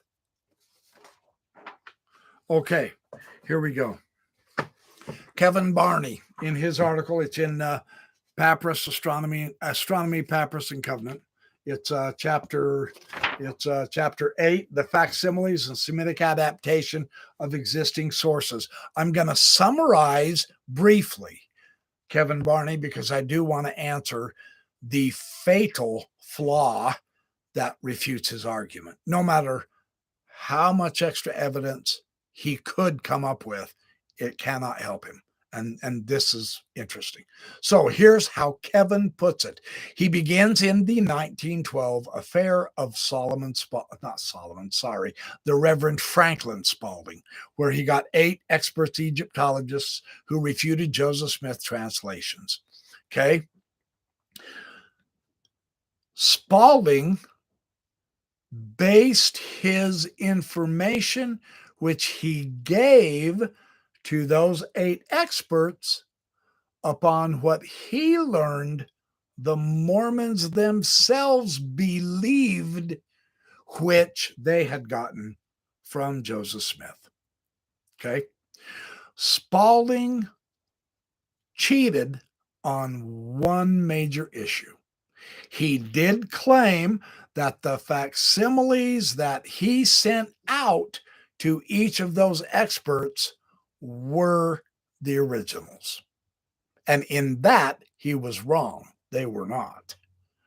In all else that Spalding said, he did not invent that in order to get a helpful edge, right, against the Mormons. He didn't do it that way. He was simply taking Joseph Smith's claims to their logical conclusion. And that's why his argument was so powerful, because Mormon apologists don't do that. It's too uncomfortable. And that's what I'm going to show you right now, and then I'll wrap this up. This is what is so remarkably fascinating about this theory. I will just highlight bits and pieces. I would strongly encourage you to read Kevin's entire article. I will highlight bits and pieces so that we can get Kevin's view, and then I will show you the problem. Kevin, page 108.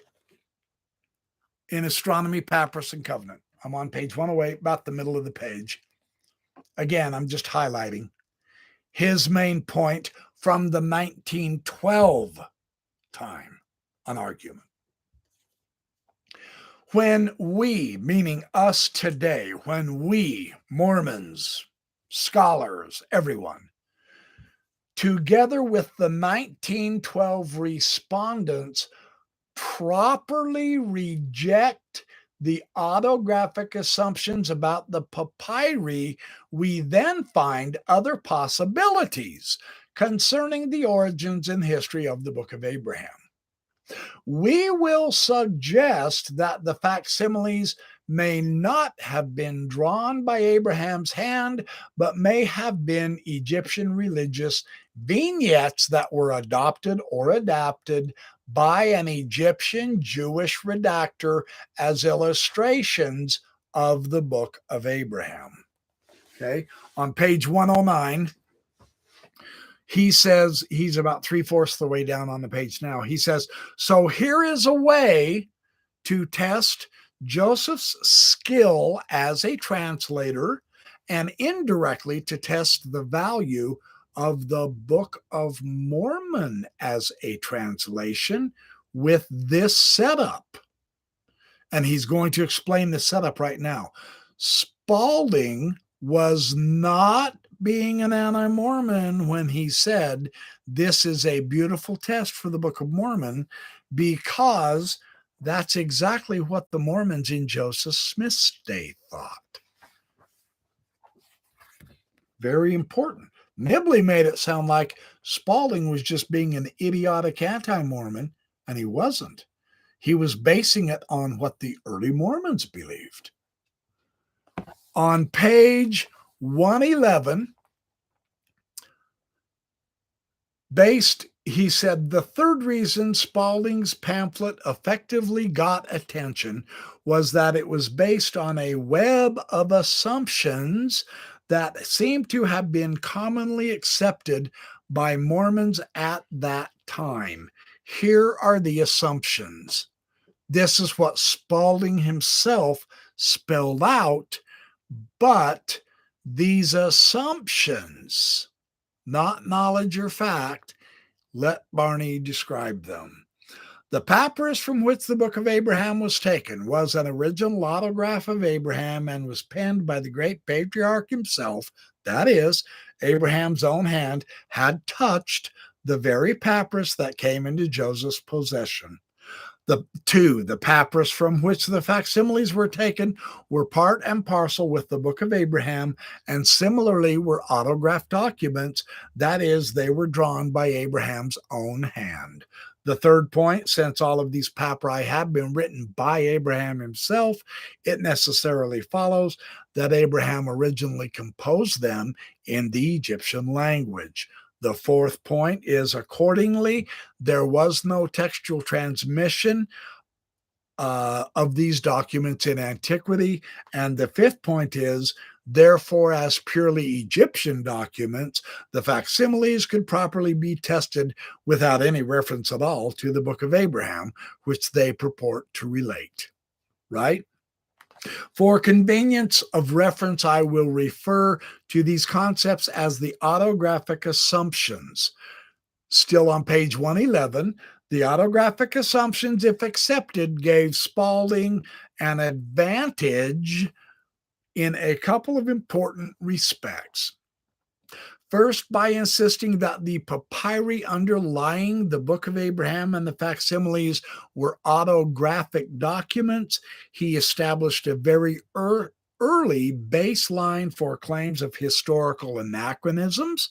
Since Abraham is generally believed to have lived around the 12th century BC, give or take a few centuries, if documents of the type represented by the facsimiles could be shown to date only to substantially later period, the facsimiles could not, in fact, have been derived from Abraham. Second, if the papyri were penned by Abraham himself in Egyptian, then the Egyptian content of the facsimiles must have been fully intended by Abraham, and the facsimiles could be judged as original documents, or Egyptian documents, just like any other Egyptian papyri. Therefore, it would be proper for the Egyptologists to evaluate the authenticity of Joseph's proffered explanations without taking into account the English Book of Abraham,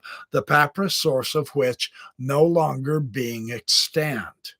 While the autographic assumptions seem to have been commonly accepted among the saints of the day, that was only because they had been unexamined.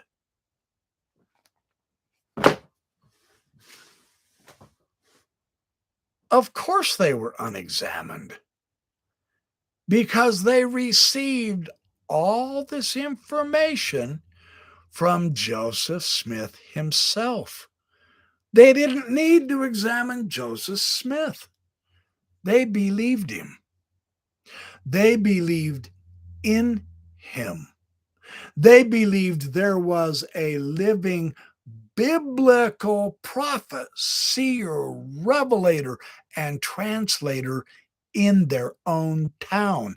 And he was cutting out the stone to help them build their own temples, their own churches, their own houses, and their own boats. Of course, they were unexamined.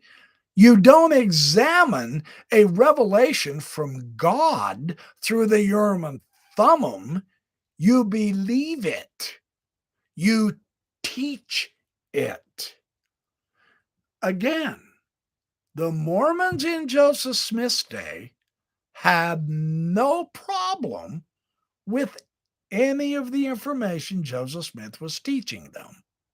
It's only since the papyri came back today. Now, Barney advocates a Jewish redactor used the Egyptian documents for his own redaction of a Book of Abraham and somehow found a way to hide it into the coffin with the mummies.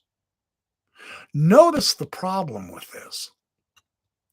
Why would we have to propose an ancient Jewish redactor, hypothetically, that virtually has no evidence, when we can say Joseph Smith himself is the redactor? Of course. The J-Red, the Jewish redactor, can also mean Joseph redactor. Now, I get this from Radio Free Mormon, who told me that Kevin Barney himself told him that. So, Occam's razor properly comes into focus here, and it says, choose the simpler explanation. Do not add extra hypotheses to your theories. It makes them less probable.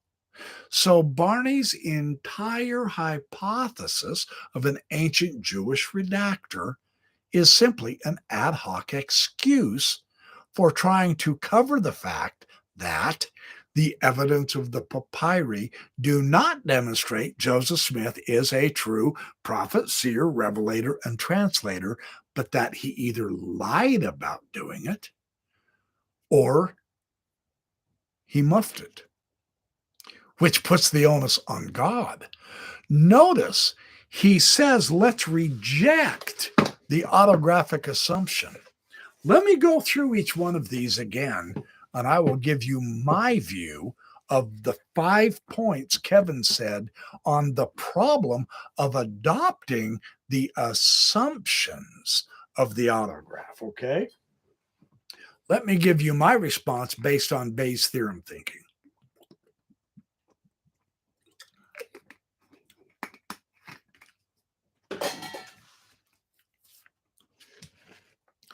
Number one, the papyrus from which the book of Abraham was taken was an original autograph of Abraham and was penned by the great patriarch himself. That is, Abraham's own hand had touched the very papyrus that came into Joseph's possession. So, to the early Mormons and to Joseph Smith, yeah, basically, I've just said this.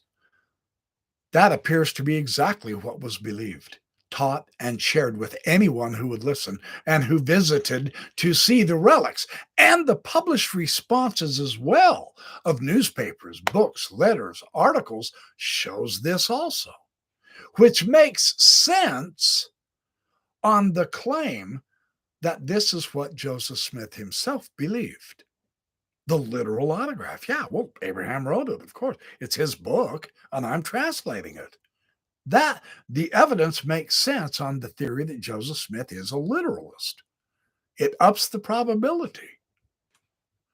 If it is an assumption, it is entirely on the shoulders of Joseph Smith himself.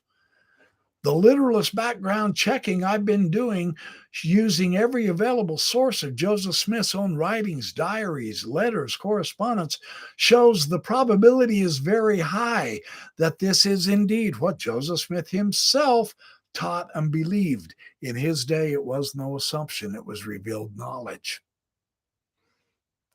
And that's the fatal flaw in Barney's argument.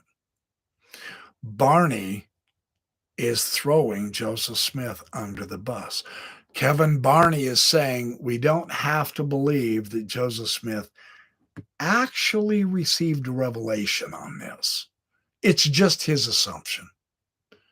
And yet his other followers said it was by heavenly revelation as they translated the papyri almost sitting on his lap watching him, or else he was using the Urim and Thummim. So Kevin Barney's argument says, well, we don't believe any of the early witnesses either.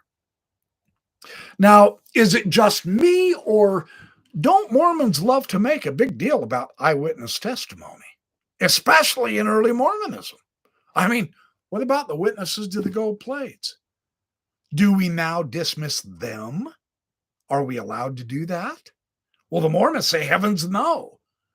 Well, then why do the Mormons think they have the right to dismiss these contemporary eyewitnesses? There's the fatal blow. Regardless of how many stories Kevin can find of actual Jews adapting Egyptian writings to their own ideas, that doesn't matter. Kevin shows 3 examples. He could have shown 33 examples, and it won't help his argument because he has to disbelieve in Joseph Smith's own testimony in order to save Joseph Smith from our knowledge today. Is that not wickedly weird? Wow, what a conundrum. But I'm not done. Let's go to number two. Number two, or number one, so no, number two. The papyri from which the facsimiles were taken were part and parcel with the Book of Abraham, and similarly autographic documents. That is, they were drawn by Abraham's own hand. Yes, that assumption was considered the truth and revealed knowledge in Joseph Smith's day. So we say, yes, that's right.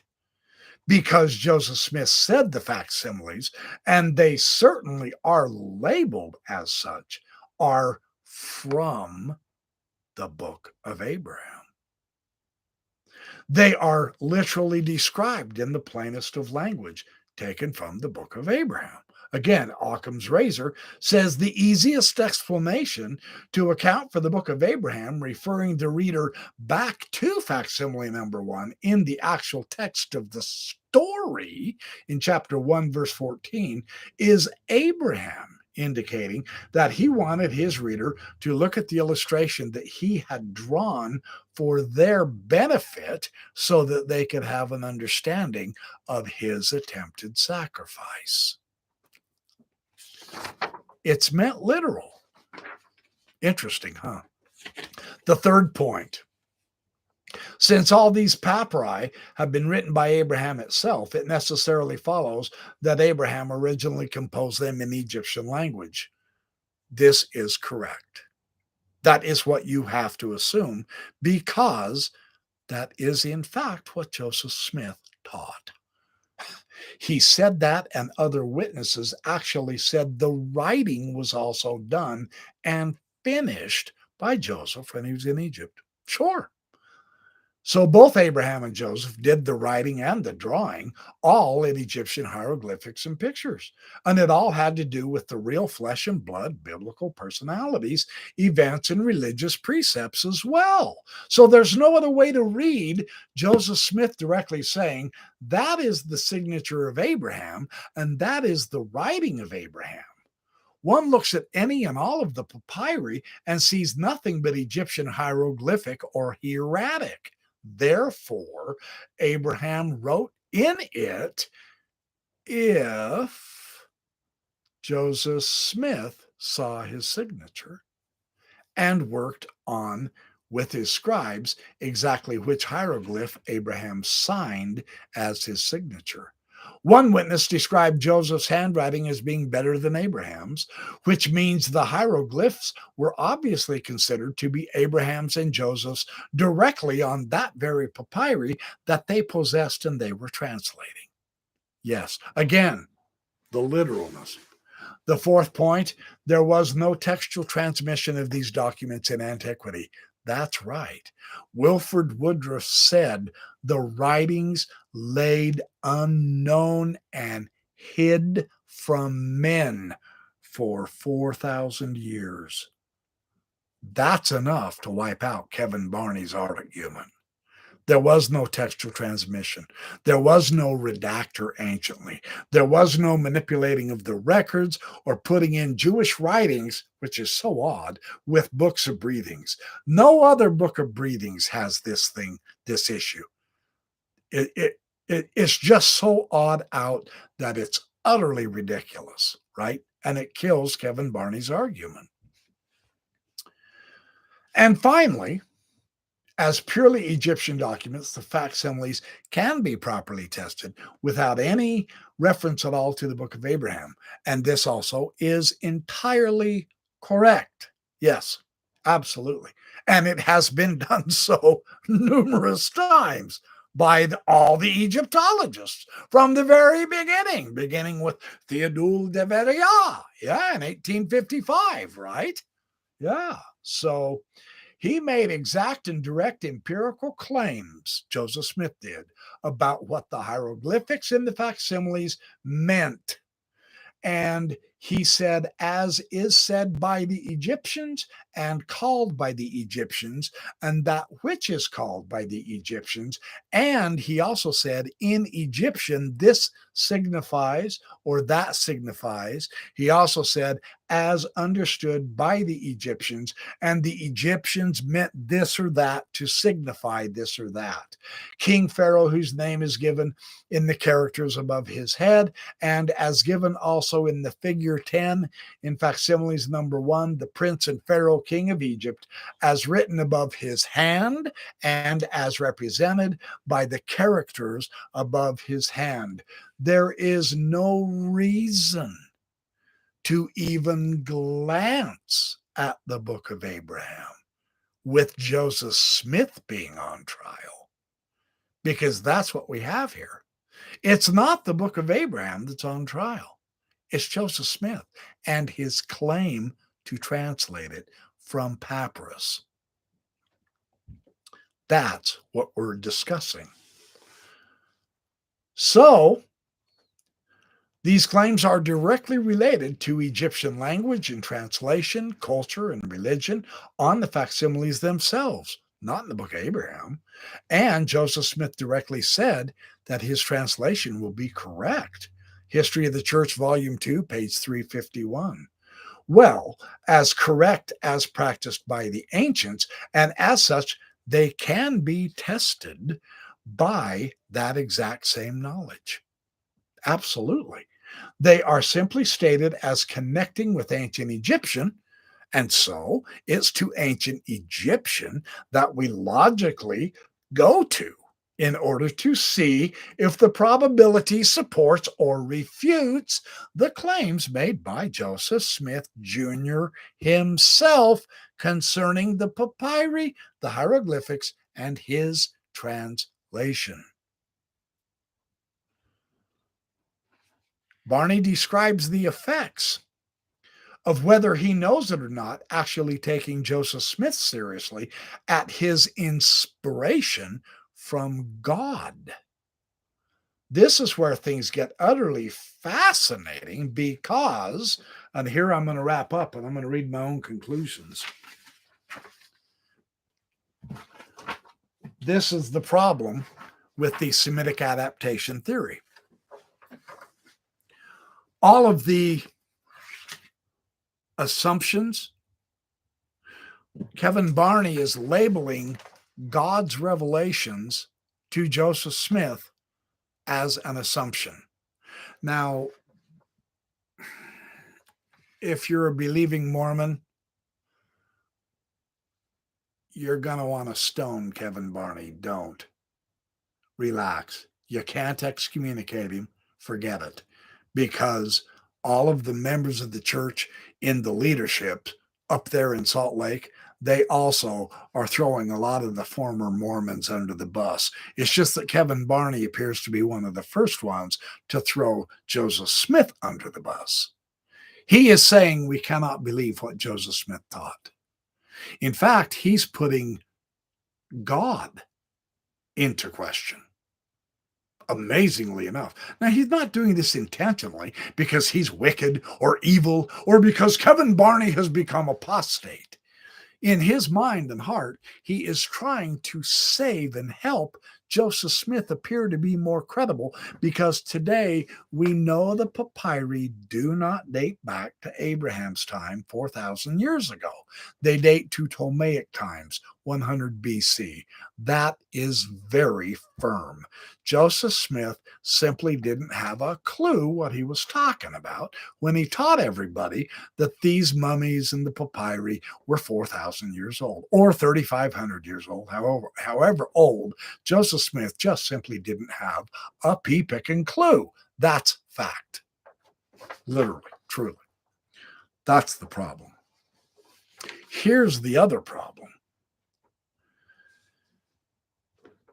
His followers claimed to receive the Holy Ghost, testifying to them that what Joseph Smith was teaching them was true.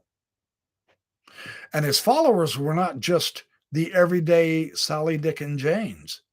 These were the future prophets and apostles of the church leadership who were testifying, the Wilford Woodruffs, the Pratts, the Cowdreys, the Parishes, the Phelps, his own mother.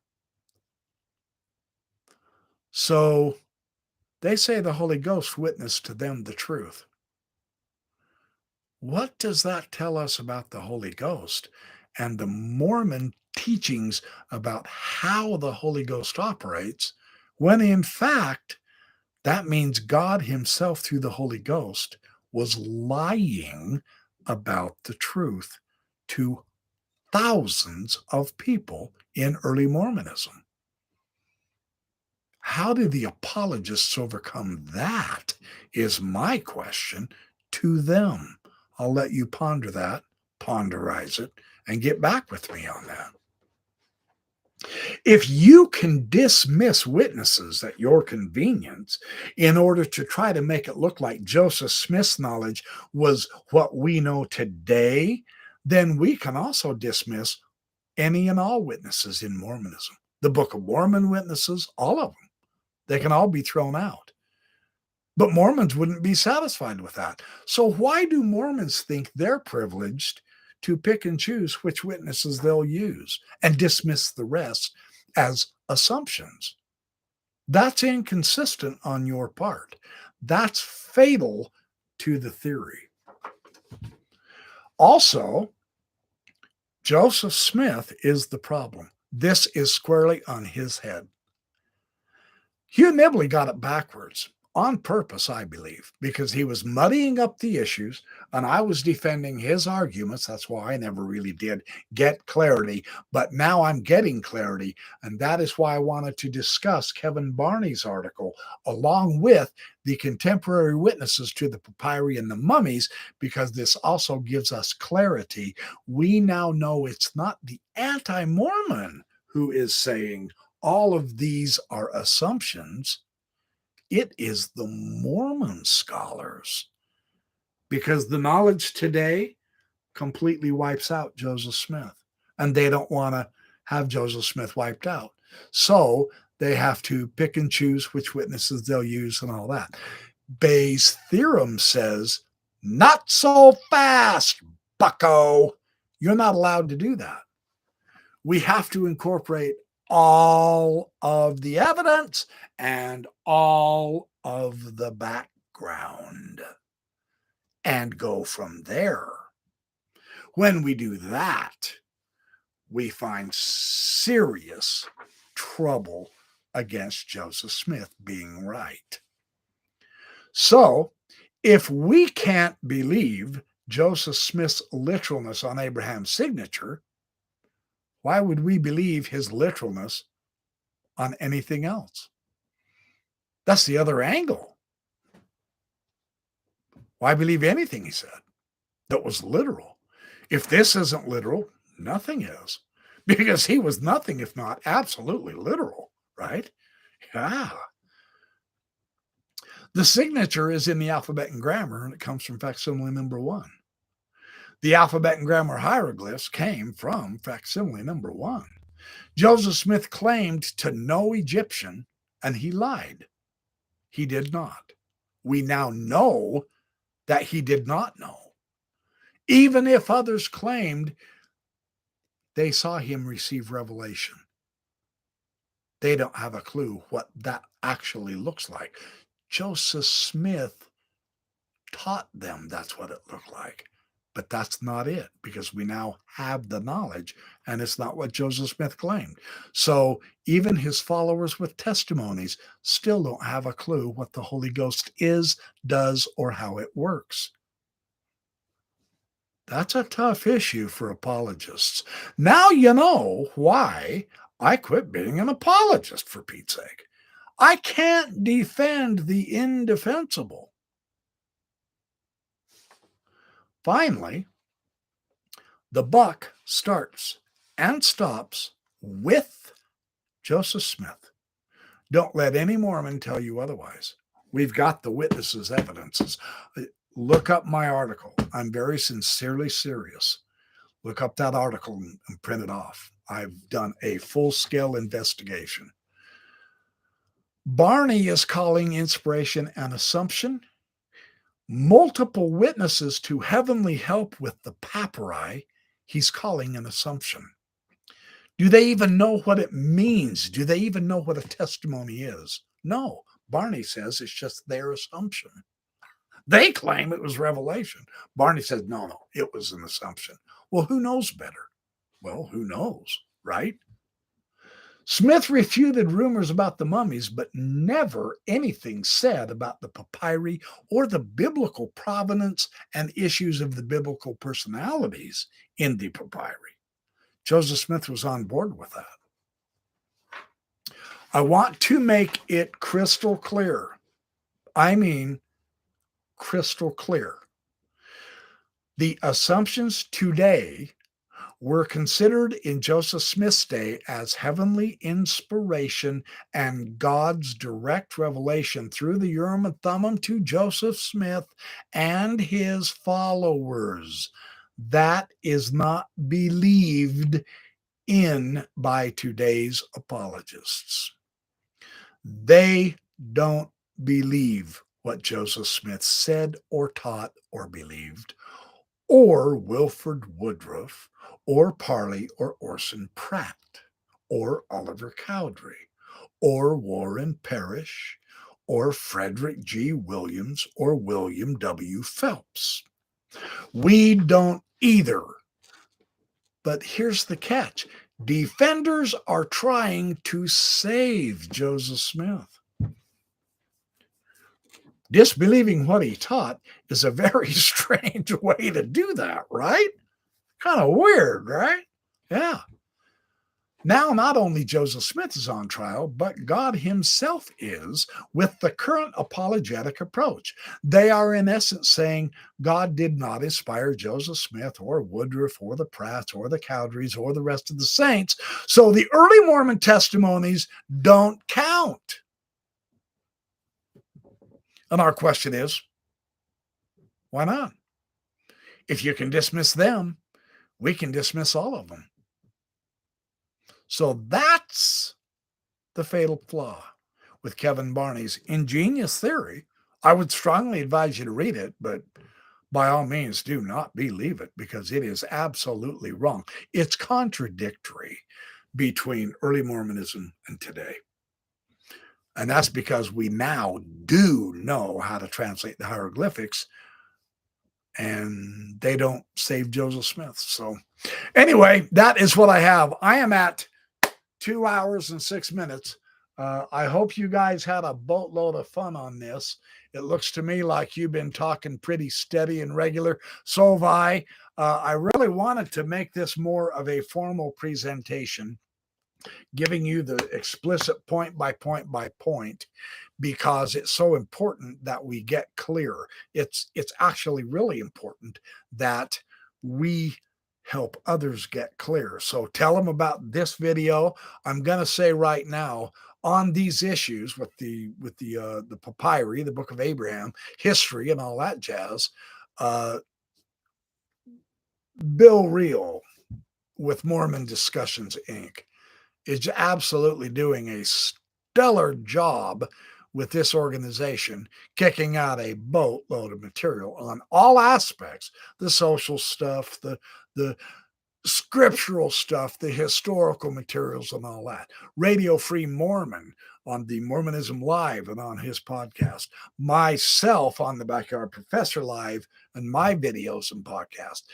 Brent Metcalf, Dan Vogel, all of us, this team, we have such a total encompassing evidence-based view and interpretation. We are not constrained to come to any kind of a preferred conclusion. We don't have anyone in authority threatening our spiritual welfare if we don't make this evidence say the right thing. That is just cheating. Okay, there I said it. I hate to turn accuser, but I'm not hating looking at the evidence in an honest manner.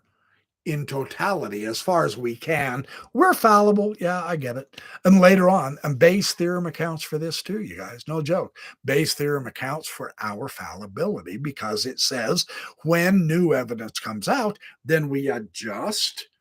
We put it into the whole thing and see if that changes our probabilities. If it does, then we adjust our understanding and knowledge. That's not being willy-nilly or faithless in the testimony. See, that's part of the Mormon brainwash that you don't have to forget about it. We must be like the willow and flexible in the wind, or it's going to snap you off and kill you. Right. Oh, thank you, Mo. That's very kind of you. I appreciate that. So, what's the name of your article? Good question. Hang on. The name of my article is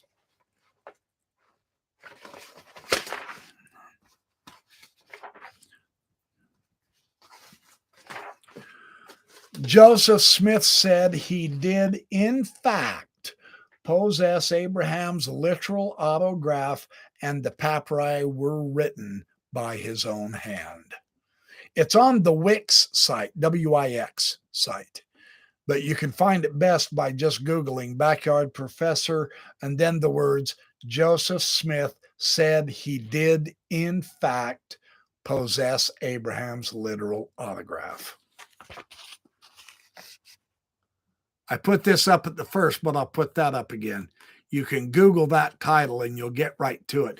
I would give you the URL, but it's 5 times longer. But it's a very important. I gave it my very best shot of being all inclusive and total contextually honest with everything the witnesses were saying.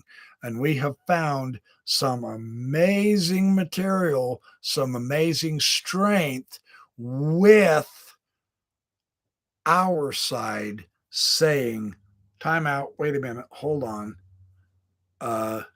You guys aren't arguing correctly, you apologists. You're fudging the evidence.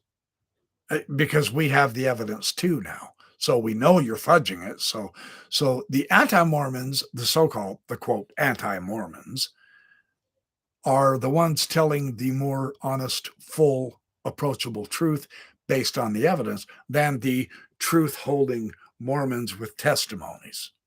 And that is deeply ironic. See, there's that word again.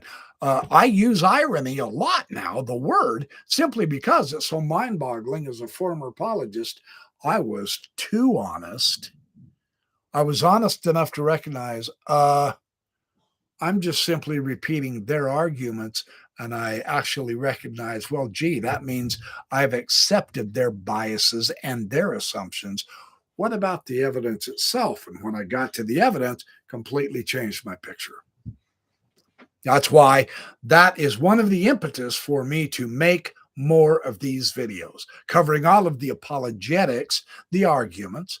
The people are fine people. I'm not doing ad hominem. I'm showing why I don't accept those arguments anymore. They are just not viable. They are not accurate. I can demonstrate that with a high degree of probability, as I've been doing tonight. And I did 2 weeks ago. And I will continue to do every Sunday night, 6 o'clock Mountain Time. I'm going to come on live and I'm going to pick on other arguments. I'm going to see if I can get to John Gee next week. I think I basically shown Barney's fatal flaws. I will begin discussing John Gee. That may take a couple of live sessions. Carrie Mulstein may take a couple of live sessions. Hugh Nibley may take a couple of live sessions. My own apologetic may take a couple of live sessions. In the meantime, I have great news. Truly, I've got it in the wind now that Brent Metcalf and Dan Vogel are coming back onto Mormonism Live, and they are also going to discuss deep dives into the alphabet and grammar and the different meanings of the hieroglyphics, which ones were actually off the papyri and which ones Joseph Smith invented, and what he did to invent the hieroglyphics. It's fantastically interesting. Let's face it, Joseph Smith was really creative. I mean, come on. But does that make a true prophet? No. Sorry, doesn't. That's the way it goes. I mean, I'm not trying to be antagonistic. I'm not angry. I'm not, I'm not going out so that I can sin tonight after I'm done here. No, none of that has anything to do with anything. All of that is ad hominem. No, I am simply exploring the evidence. I'm doing it with fellow scholars and people and associates whom I really am having a delightful time with, both on YouTube, online, in real life, on the telephone, through the email, on message boards. I mean, this whole group of us each have our own experiences. We each have our own knowledges. We have our own way of presenting the materials. But when you take it all together and tie it all together, you have something solid with which to then properly, accurately make a better decision about what to do. Intellectually, in your heart, in your life. You don't have to hate anyone. You don't have to make enemies. You don't have to make anyone your enemy. No one is my enemy. I'm not angry at any of the Mormons. I don't need to mock any of the Mormons or say, ooh, what idiots. No, none of that. They're not idiots. They're actually they're as intelligent as we are. The problem is they have an investment in a so-called testimony that I honestly don't think they know what they're talking about anymore, because they reject Joseph Smith and Wilford Woodruff and Parley Pratt's and Orson Pratt's and Oliver Cowdery's testimonies, but they claim to get their testimony by the warming in the bosom and seeing the Joseph Smith's face change and the light come down and enlighten him and all that. Well, that's the same thing today's Mormon leaders are telling the members on how to get a testimony. So if it didn't work in Joseph Smith's day, it damn sure can't possibly be working today. Where am I wrong in all of that? You see? Fun stuff. Very interesting. A lot of fun to have so many. Thanks, you guys. Thanks for being here. Come back next week. I'll be 42 likes. Thank you. That's very kind of you. Thank you for the donations. Please feel free to, $1 here, $5 there, $5 here and there, whatever. It really does help. I promise I will not waste it on tithing. I will buy more of these wonderful things behind me so that I can turn around and you can also benefit, because we are all rising together in our knowledge. And interestingly enough, I believe we are also all going to be able to rise, if we haven't started already, in our actual own personal spirituality. And yeah, I know, but that's kind of fun to think about. That's cool. I like that. I do. For myself, I like that. So anyway, that is what it's all about. Absolutely. It's my pleasure to spend the time studying this stuff and sharing it with you guys. Absolutely. Mike Langley, you bet. You're more than welcome. Absolutely. You're more than welcome. I will be doing a lot more. Vega Dog, good to see you, my friend. Tom Miller, thank you for showing up. Trevor, appreciate you. Streets of Tartarus, excellent. Good to see Shalema. Thank you for showing up. Tom Miller, good to see you. Chris Murphy, I can't acknowledge y'all. Dan Vogel of Mosia. Chris Murphy, Mike Weist, very good to see you. Tom Miller, Dean Schwank, and Patty Cake. Patty Cake, I love seeing you here. Thank you for showing. Streets of Tartar. Yeah, I mentioned you, Tom Miller. Okay, so you guys, I appreciate you hanging on for so long. It's about 2.5 hours. Not bad. The material was extensive, but what I want you to come away from this is we have reasons, good reasons, because they're based on evidence.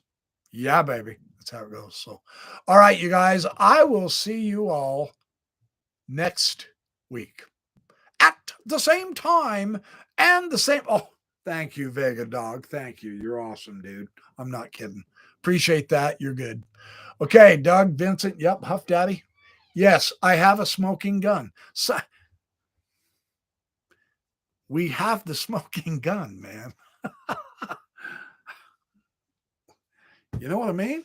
That feels good. That feels good. You guys feel good, man. You're awesome. You're a wonderful audience. I will see you next time. I got to quit saying goodbye for so long and so much. I said goodbye. I got to go. I'd love to spend all night with you. Ryan Larson, thank you for sticking up with my obfuscation and all that jazz. We will be starting to get together. I want to hear from you a little bit more. I want to get talking with you a little more. I want to make clear that I'm understanding you correctly and you're understanding me correctly, because I do believe you have a lot to contribute. You are a very intelligent person, and I appreciate you showing up. I do. All right. I will see you guys later. I'm going to end the stream now. I apologize. I love y'all, but I got to go. See you next week. Thanks for showing up. You're awesome. Don't argue with me. I'm not in the mood. All right. Bye. See ya.